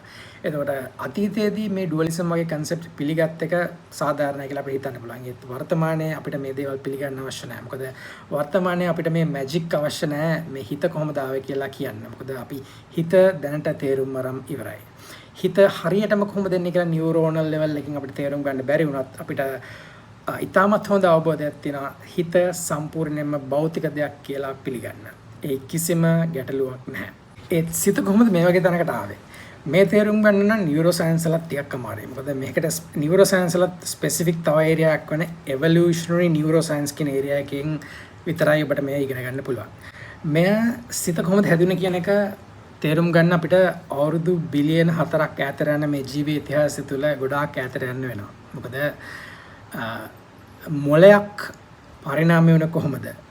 මොලයට අදාළ මේ සිතට අදාළ ෆීචර්ස් එකින් එක මොලය මගින් ඉවෝල්ව් කරේ කොහොමද කියන එක ඉතාමත් ලස්සනට අපිට අදදී අධ්‍යයනය කරන්න පුළුවන් හැකියාවක් තියෙනවා. ජීවය කියන දෙයට මොලයක් හෝ සිතක් අත්‍යවශ්‍ය නැහැ. අවුරුදු බිලියන 4ක් ඈතට යන ජීවයේ ඉතිහාසය තුළ අවුරුදු බිලියන 3.4ක්ම ජීවය පැවතුණා කිසිම මොලයක් හෝ සිතක් කියලා කියන්න පුළුවන් දෙයක් නැතුව. රූප පේන, සද්ද ඇහෙන, හැඟීම් දැනෙන දෙයක් නැතුව ජීවයේ ඉතිහාසයේ 85ක කාලයක් ප්‍රශ්නයක් නැතුව ජීවත් වුණා. මොලයක් කියලා දෙයක් පරිණාමය කරන්න පළවෙනියටම හේතුකාරකුණු සිද්ධියක් තමයි මේ මල්ටිසෙලියුලාරිටි කියන දේ පරිණාමය වීම. මල්ටිසෙලියුලාරිටි එකත් සමග ජීවියෙක් සෛල ගොඩකින් හැදෙන්න පටන් ගත්තට පස්සේ මේ ජීවියගේ මුළු ශරීරයක් එක තැනක ඉඳන් පාලනය කිරීමේ හැකියාව ඉතාමත් වැදගත් දෙයක් බවට පරිණාමය වුණා. මොලයකට අදාළ දෙයක් පළවෙනියටම පරිණාමය වුණේ අවුරුදු මිලියන 650ක විතර ඈත. මේවා පරිණාමය වුණේ පළවෙනියටම මේ කොරල් පොලිප්ස් වගේ දැන්ට අපිට බලා ගන්න පුළුවන් සත්තුන්ගේ. මේ සත්තුන්ට තිබෙ අවශ්‍යතාවයක් තමයි මල්ටිසෙලියුලාරිටි පරිණාමය වුණාට පස්සේ තමන්ගේ ඇඟේ තියෙන කොටස් එක එක විදිහට මූව් කරන්න පුළුවන් නම් වාසියක් වෙනවා කැම ලබා ගන්නත් එනර්ජි සෝසස් වලට ඇක්සස් කරන්නත්. එතකොට තමන්ගේ ඇඟේ කොටසක් යම්කිසි සෙන්ස් එකක් එද්දී මූව් කරන්න හැකියාව තිබ්බොත් මේ එනර්ජි සෝසස් වලට ඇක්සස් එක ලේසියෙන් ලබා ගැනීම හැකියාව තියෙනවා. උදාහරණයක් විදිහට යම්කිසි දෙයක් කට ළඟ සෙන්ස් වෙද්දී මසල් කන්ට්‍රැක්ෂන් එකකින් මේ කට වහලා ඒවා ගිලින්න පුළුවන් නම් ලේසියෙන් කැම ලබා ගන්න නැත්නම් එනර්ජි සෝසස් වලට ඇක්සස් කරන්න පුළුවන් හැකියාව ඇති වෙනවා. එතකොට මේ වගේ මල්ටිසෙලියුලර් ඕගනිසම් කෙනෙක්ගේ සෙන්සරි ඉන්පුට් එකක් අරන් ඇඟේ මසල් කන්ට්‍රැක්ෂන්ස් රිලැක්සේෂන් එකක් මගින් ක්‍රියාවක් කිරීම සඳහා තමයි මේ නියුරෝන පළවෙනියටම පරිණාමය වෙන්නේ. මේ නියුරෝන මෙතනින් පස්සේ නියුරල් නෙට්ස් වගේ දේවල් වලට පරිණාම වෙනවා. එතකොට ඒ සත්තුන්ගේ ඇඟ පුරා විහිදිලි ගිය නියුරෝන්ස් සෙට් එකක් විදිහට තමයි පළවෙනියටම අපිට මේ නියුරෝන බලා ගන්න පුළුවන්. මේ නියුරල් නෙට්ස් තිබ්බ සමහර සත්තු කොට්ටාශ ඊට පස්සේ ලොකොමෝෂන් කියන දේ පරිණාමය වෙනවා. මේ ලොකොමෝෂන් වලදී තමන්ගේ ශරීරය තනින් තනට ගෙනියන්න හැකියාව හම්බ වෙනවා. ඒ හැකියාව හින්දා තමන්ගේ ශරීරය මූව් කරන්න පුළුවන් එනර්ජි සෝසස් වලට. තමන්ගේ ශරීරය මූව් කරගන්න පුළුවන් මොකක් හරි ඩේන්ජර් එකක් එද්දී ඒ ඩේන්ජර් එකෙන් මිදෙන්න. මේ වගේ මූව්මන්ට් එකක් ලබා ගද්දී ඉතාමත් වැදගත් වෙන දෙයක් තමයි මේ බයිලැටරල් සිමෙට්‍රි කියන එක. බයිලැටරල් සිමෙට්‍රි එක ලබා ගත්තට පස්සේ පරිණාමය මේ ජීවින්ට අවශ්‍යතාවයක් වෙනවා මේන ඔක්කොම සෙන්සරි ඉන්පුට්ස් එක තැනකින් ප්‍රොසෙස් කරලා ඒ ඔක්කොම සෙන්සරි ඉන්පුට්ස් ඉවැලුවේට් කරලා හරි එක තීරණයක් ගන්න පුළුවන් නම් මේ සත්තුන්ට ඊට වඩා ඇඩ්වාන්ටේජ් එකක් එනවා ජීවත් වීමට. මෙන්න මේ හින්දා බයිලැටරල් සිමෙට්‍රි කියන දේ පරිණාමය වුණාට පස්සේ මේ නියුරල් නෙට්ස් ඇඟේ එක තැනකට කන්ෆයින් වෙනවා. මේ කන්ෆයින් වුණාම තමයි මොලයක් කියලා අපිට බලා ගන්න පුළුවන් දෙයක් ජීවයේ පළවෙනියටම ඉවෝල්ව් වෙන්නේ. මෙය සම්පූර්ණයෙන්ම මේ සෙන්සරි ඉන්පුට් ඉවැලුවේට් කරලා මේ ඇඟක් මූව් කිරීම සඳහා පරිණාමය වෙච්ච දෙයක්. මොකද ඔබ අද බැලුවත් ඔබගේ මොලේ තියෙන කොහෙද කියලා ඔබගේ සෙන්සරි ඕගන්ස් වලට සාපේක්ෂව හැම අයින් කරලා අනිත් සෙන්සරි ඕගන්ස් හතර ගත්තොත් ඇස කන නාසය සහ දිව මොලේ තියෙන්නේ ඒ හතරට සම්පූර්ණයෙන් පිටිපස්සේ. ඒකයි මොලේ ඒ විදිහට ලොකේට් උනේ. මේ නියුරල් නෙට්ස් කන්ෆයින් වෙලා හදිච්ච මොලේ පළවෙනි කාර්යභාරය උනේ බයිලැටරල් සිමෙට්‍රි තියෙන ඕගනිසම් කෙනෙක්ව මූව් කිරීම සහ ස්ටියර් කිරීම. එක්කෝ ප්‍රෙඩේටර්ස්ලා ඉවේට් කිරීමට සහ කැම හොයාගෙන නැත්නම් එනර්ජි සෝස් එකක් හොයාගෙන යාමට ස්ටියර් කිරීම. මේ ආශ්‍රිතව තමයි දැනට අපිට හැඟීම් දැනීම් කියලා හඳුන්ව ගන්න පුළුවන් දේවලුත් පරිණාමය වෙන්න පටන් ගන්නෙ. අපේ හැඟීම් දැනීම් වලට ඉතාමත් බේසික් ටෙම්ප්ලේට් එකක් තියෙනවා. මේ අරෝසල් වේලන්ස් කියන ස්ට්‍රක්චර්ස් මත පදනම් වෙලා මේ ඩොපමින් ඇඩ්‍රිනලින් සහ සෙරටොනින් වගේ කෙමිකල්ස් වලින් අපේ ඇඟේ ස්ටේට් එක නැත්තම් මේ හෝමියෝස්ටේසිස් මේන්ටේන් කරගෙන යාමේ හැකියාව අපිට පරිණාමය වෙනවා. මෙන්න මේ දේ තමයි තවත් දුරට පරිණාම වෙලා තවත් ගොඩක් කම්ප්ලෙක්ස් වෙලා අපිට දැන් තියෙන හැඟීම් සහ දැනීම් බවට පරිණාමය වුණේ. ඊට පස්සේ මතකය කියලා දෙයක් පටන් ගන්නෙත් මේ බයිලැටරල් සිමෙට්‍රි තියෙන ඕගනිසම්ස් ලගෙන්ම තමයි. අපි ඉස්සෙල්ලා කතා කරපු හෙබියන් ලර්නින් නැත්නම් මේ රීඉන්ෆෝස්මන්ට් learning neurons that fire together wire together කියන අර engram structure එකත් එක්ක මතකය කියලා දෙයක් මොලේ රඳවා ගන්න පුළුවන් හැකියාව අපිට පරිණාමය වෙන්නෙත් මේ බයිලැටරල් සිමෙට්‍රිත් එක්ක. මේ හැකියාව තියෙන්නේ බයිලැටරල් සිමෙට්‍රි තියෙන ඕගනිසම්ස් වලට විතරයි. මොකද ඒ වගේ වැඩවලට ඉවෝල්ව් වෙච්ච මොලයක සහ ඉවෝල්ව් වෙච්ච ජීවියෙක් විතරයි මේ එන්ග්‍රෑම් ස්ට්‍රක්චර් එකකින් මතකයන් රඳවා ගන්න පුළුවන්. මෙතනින් එහාට මේ එවොලූෂනරි ලයින් එකේ අපේ පැත්තට එද්දී මොලය තව මේජර් ස්ටෙප්ස් 4කින් පරිණාමය වුණා. ඒ හතරෙන් පළවෙනි එක තමයි රීඉන්ෆෝස්මන්ට් ලර්නින්. මෙන්න මෙතනදී ඉතා විශාල වෙනසක් වෙනවා මේ සත්තුන්ට තියෙන බුද්ධියේ. මොකද වර්ටිබ්‍රේට්ස් වල තියෙන බුද්ධි මට්ටමත් එක්ක අනිත් සත්තුන්ගේ බුද්ධි මට්ටම ඔබ කම්පෙයාර් කරොත් ඔබට තේරෙයි කොච්චර ලොකු වෙනසක් එතන තියෙනවද කියලා. මොකද බයිලැටරල් සිමෙට්‍රි තියෙන ගොඩක් ඕගනිසම්ස් වලට පුළුවන් වුණා යම් තාක් දුරට මතක තියාගන්නත් යම් තාක් දුරට basic trial and error learning එකක් කරන්නත්. ඒත් vertebrates ලට එද්දී ඩොපමින් පාවිච්චි කරලා temporal difference learning signal එකක් විදිහට ඩොපමින් පාවිච්චි කරලා අපිට හැකියාවක් ආවා මේ temporal credit assignment problem කියලා අපි මේ artificial intelligence වලත් හඳුන්වන මේ ප්‍රශ්නය විසඳන්න.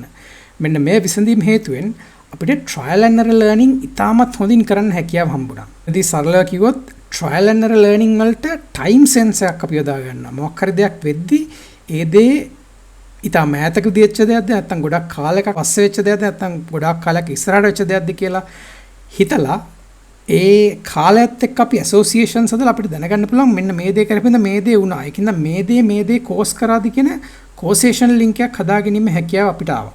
මෙන්න මේකින්ද අපේ බුද්ධියේ ඉතාමත් ලොකු වෙනසක් සිද්ධ වුණා. මෙතනදීම තමයි කියුරියෝසිටි කියලා දෙයක්ත් අපිට පළවෙනියටම පරිණාම වෙන්න ගන්නෙ. ප්‍රෝටෝ බ්‍රේන් එකක් විදිහට පොඩි අංගයක් විදිහට තිබ්බ ජීවින්ගේ තිබ්බ මොළය ට්‍රූ මැෂින් එකක් බාටපත් කරලා ඉතාමත් හොඳින් වැඩ ගන්න පුළුවන් උනේ මේ vertebrates-ලට. ඒකයි vertebrates-ලා ඩෙවෝනියන් මුහුදු ආශ්‍රිත පරිසරය සම්පූර්ණයෙන්ම ඩොමිනේට් කරන්න පටන් ගත්තේ. එතකොට reinforcement learning අපි ඉස්සෙල්ලා කතා කරපු විදිහට අර එකට fiber neurons එකට වය වෙලා මේ engrams කියන structure එක පවත්වාගෙන යමින් මතකයේ කියන දේවල් මේ හිතේ සටහන් කරගෙන ඒවා නැවත retrieve කිරීමේ හැකියාව අපිට පරිණාමය වුණා. ඊට පස්සේ mammals ලට එද්දී මේ neocortex එක පටන් ගත්තට පස්සේ මේ cortical column කියන structure එකත් එක්ක මේ neocortex එක evolve වෙන්න පටන් ගත්තට පස්සේ අපිට පළවෙනියටම අර simulate කිරීමේ හැකියාව නැත්නම් අපි ඉස්සෙල්ලා කතා කරපු imaginary power එක අපිට ආවා.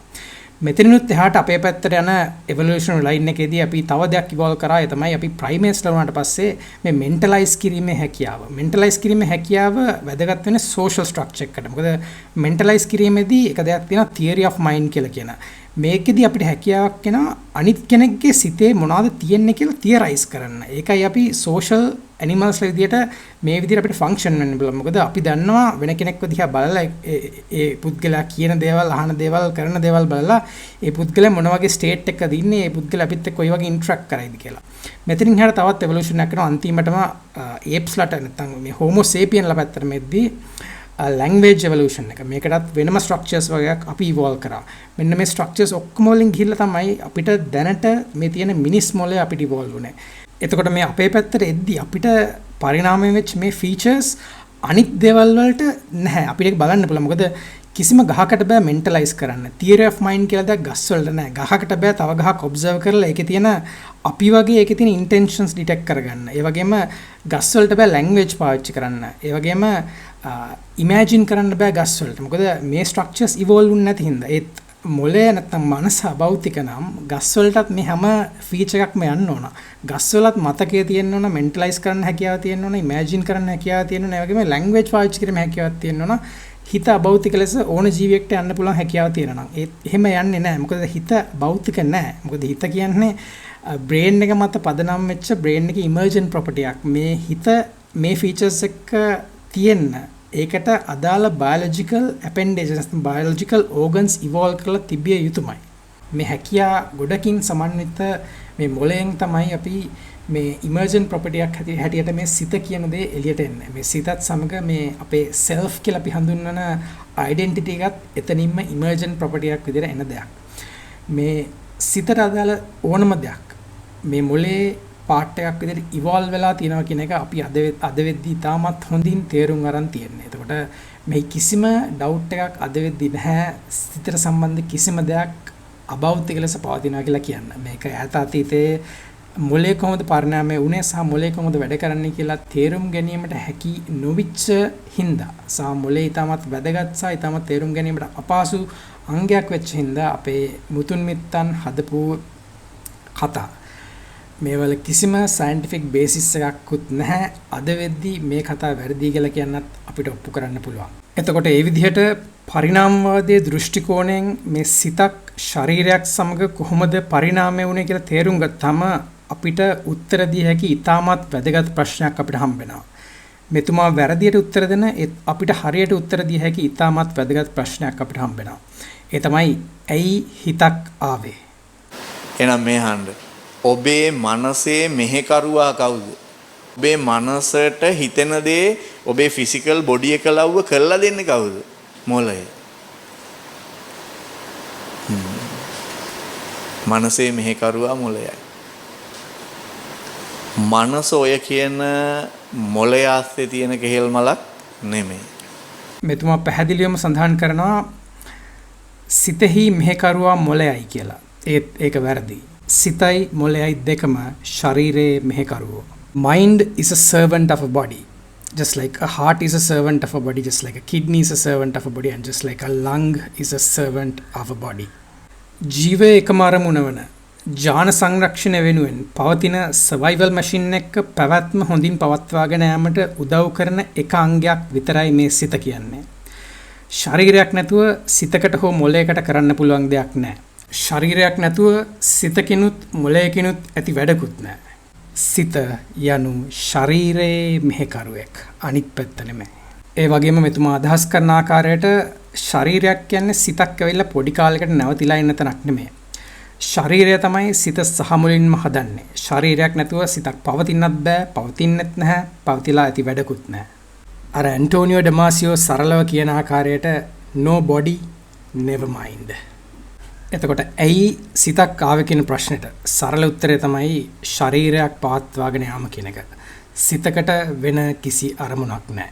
ඒ නිසා සිතක් ඒ විදිහට අභෞතික ලෙස පවතිනවා කියලා කියන එකත් හිතන එකත් සහ අලුත් සමාජයකට මේ බයොලොජිය උගන්වන එකත් මම හිතන විදිහට ඉතාමත් වැරදි දෙයක්. ඒ මත පදනම් වෙලා ඉස්සරහට එන සමාජයක් බාරගන්න ඉන්න අපේ තරුණ පරපුරක් ඉතාමත් වැරදි විදිහට මේ වැරදි අදහසින් නොමග යන්න පුළුවන්.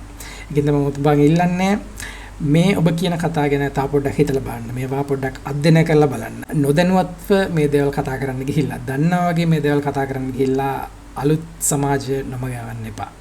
අවසාන වශයෙන් ඔබට සරලව කියන්න තියෙන්නේ සිත කියන්නේ කිසිම අභෞතිකයක් සම්බන්ධ දෙයක් නෙමෙයි. භෞතික ලෙස සම්පූර්ණයෙන්ම පරිණාමය මගින් organic evolution by natural selection මගින් biological ජීවියෙක් තුලින් උපදවන්න පුළුවන් emergent property එකක් විදිහට හටගන්න පුළුවන් දෙයක් තමයි මේ සිත කියන්නේ. සිත biological ශරීරයක් මරුණට පස්සේ කොහෙවත් යන්නෙත් නැහැ, යන්නත් බෑ. එම ගියා කියලා කියන්නත් අපිට කිසිම verifiable evidence එකක් නැහැ. මොකද සිත කියන්නේ සම්පූර්ණයෙන්ම මොලේ තියෙන කෙහෙල් මලක් තමයි. මොලයක් නැතුව සිතක් පවතින්න බෑ. ශරීරයක් නැතුව මොලයක් පවතින්නත් බෑ. ඒ කියන්නේ සිත කියන්නේ මොලේ emergent property එකක් වනවට වඩා සිත කියන්නේ මුළු ශරීරයම ඉමර්ජන්ට් ප්‍රොපර්ටි එකක්. ශරීරය මැරෙද්දී මොළය මැරෙනවා, මොළය මැරෙද්දී සිතත් මැරෙනවා. ඒකින්ද මරණයෙන් පස්සේ බයොලොජිකල් ශරීරයකින් පිටතට සිත කොයි විදිහකින්වත් ගමන් කරන්න බෑ. සිත සම්පූර්ණයෙන්ම බයොලොජිකල් එවලූෂන් එකේ ප්‍රොඩක්ට් එකක්. සිත සම්පූර්ණයෙන්ම බයොලොජිකල් සහ ෆිසිකල්. අපේ පෞරුෂය, අපේ මතකයන්, අපේ හැඟීම්, දැනීම් සහ අපේ ඉන්ටෙන්ෂන්ස් ඔක්කොම මේ බයොලොජිකල් මැටර් වලින් ඉමර්ජන්ට් ප්‍රොපර්ටිස් විදිහට එළියට එන දේවල්. මෙතන කිසිම මැජික් එකක් නැහැ. මේක සම්පූර්ණයෙන්ම ෆිසිකල් භෞතික දේවල් වලින් අපි අද වෙද්දී තාමත් හොඳින් තේරුම් ගන්න තියෙන දෙයක්. මම මේ වීඩියෝ එක පටන් ගද්දි කිව්වා වගේ මේ ඩුවලිසම් කියන කන්සෙප්ට් එක වැරදි කියලා ඔප්පු වුණොත් අපි අදහන ආගම් වල තියෙන කෝ බිලීෆ් එකක් බිඳ වැටෙනවා කියලා මම සඳහන් කරා. ඒක තමයි අද වෙද්දී ඇත්ත. ඩුවලිසම් කියලා දෙයක් නැහැ. මොකද අභෞතිකයක් කියලා දෙයක් මේ ලෝකේ නැහැ. ඒක අපි හදාගත්ත කතාවක් විතරයි. අපිට ඒක අපේ ජීවය සහ අපේ මොළයේ ක්‍රියාකාරීත්වය තේරුම් ගන්න බැරි කාලෙක අපි මේවා මැජික් වගේ දැක්ක කාලෙක අපි හදාගත්ත කතා විතරයි. ඩුවලිසම් කියලා දෙයක් අද වෙද්දී අපි සම්පූර්ණයෙන්ම අයින් කරලා දාන්න පුළුවන් කන්සෙප්ට් එකක් විදිහට අපි තේරුම් අරන් ඉවරයි. එතනින් එහාට ඒකෙන් මීන් වෙන්නේ මොකක්ද කියන එක මම ඔබට කියන්නේ නැහැ. ඒකෙන් ගොඩක් දේවල් අපි විශ්වාස කරපු අපේ විශ්වාස පද්ධතීන් වල අදහපු අපේ සමාජයන් හැදිච්ච අපේ සිවිලයිසේෂන්ස් හැදිච්ච ගොඩක් දේවල් වැරදි කියලා එතනදී ඔප්පෙනවා. එතකොට කැමැත්තෙන් හෝ අකමැත්තෙන් හෝ අපිට ඒ වැරදි දේවල් ඉවත් කිරීම තමයි එකම විදිය ඉස්සරහට යන්න. අවසාන වශයෙන් මම ඉස්සෙල්ලා කිව්වා වගේම මේක තිස්සසව ක්‍රිටිසයිස් කිරීමක් නෙමෙයි. මම පෞද්ගලික විශ්වාස කරන තිස්සස කියන්නේ තාමත් හොඳ ගුරුවරයෙක්. ඔහුගෙන් ඉගෙන ගත්ත ළමයි සමාජයේ හොඳ තැන් වලට ගිහිල්ලා තියෙන හොඳ රිසල්ට්ස් අරන් තියෙනවා. ඒ හින්දා මේ ක්‍රිටිසිසම් එක කොයිම වෙලාවකවත් තිස්සසව ක්‍රිටිසයිස් කිරීමක් නෙමෙයි. ඔහුගේ ඉගෙනවීම ක්‍රිටිසයිස් කිරීමකුත් නෙමෙයි. මෙය ඊටමත් ස්පෙસિෆික්. තිස්සස ඔහුගේ ක්ලාස් වල සිත ගැන උගන්වද්දී ඔහුගේ මතය කියලා ඉදිරිපත් කරපු මතවාදයක් ක්‍රිටිසයිස් කිරීමක් විතරයි. තිස්සසත් ඒ විදිහට ඒක තේරුම් ගනි, අනිත් සමාජයත් ඒ විදිහට මේක තේරුම් ගනි කියලා මම විශ්වාස කරනවා.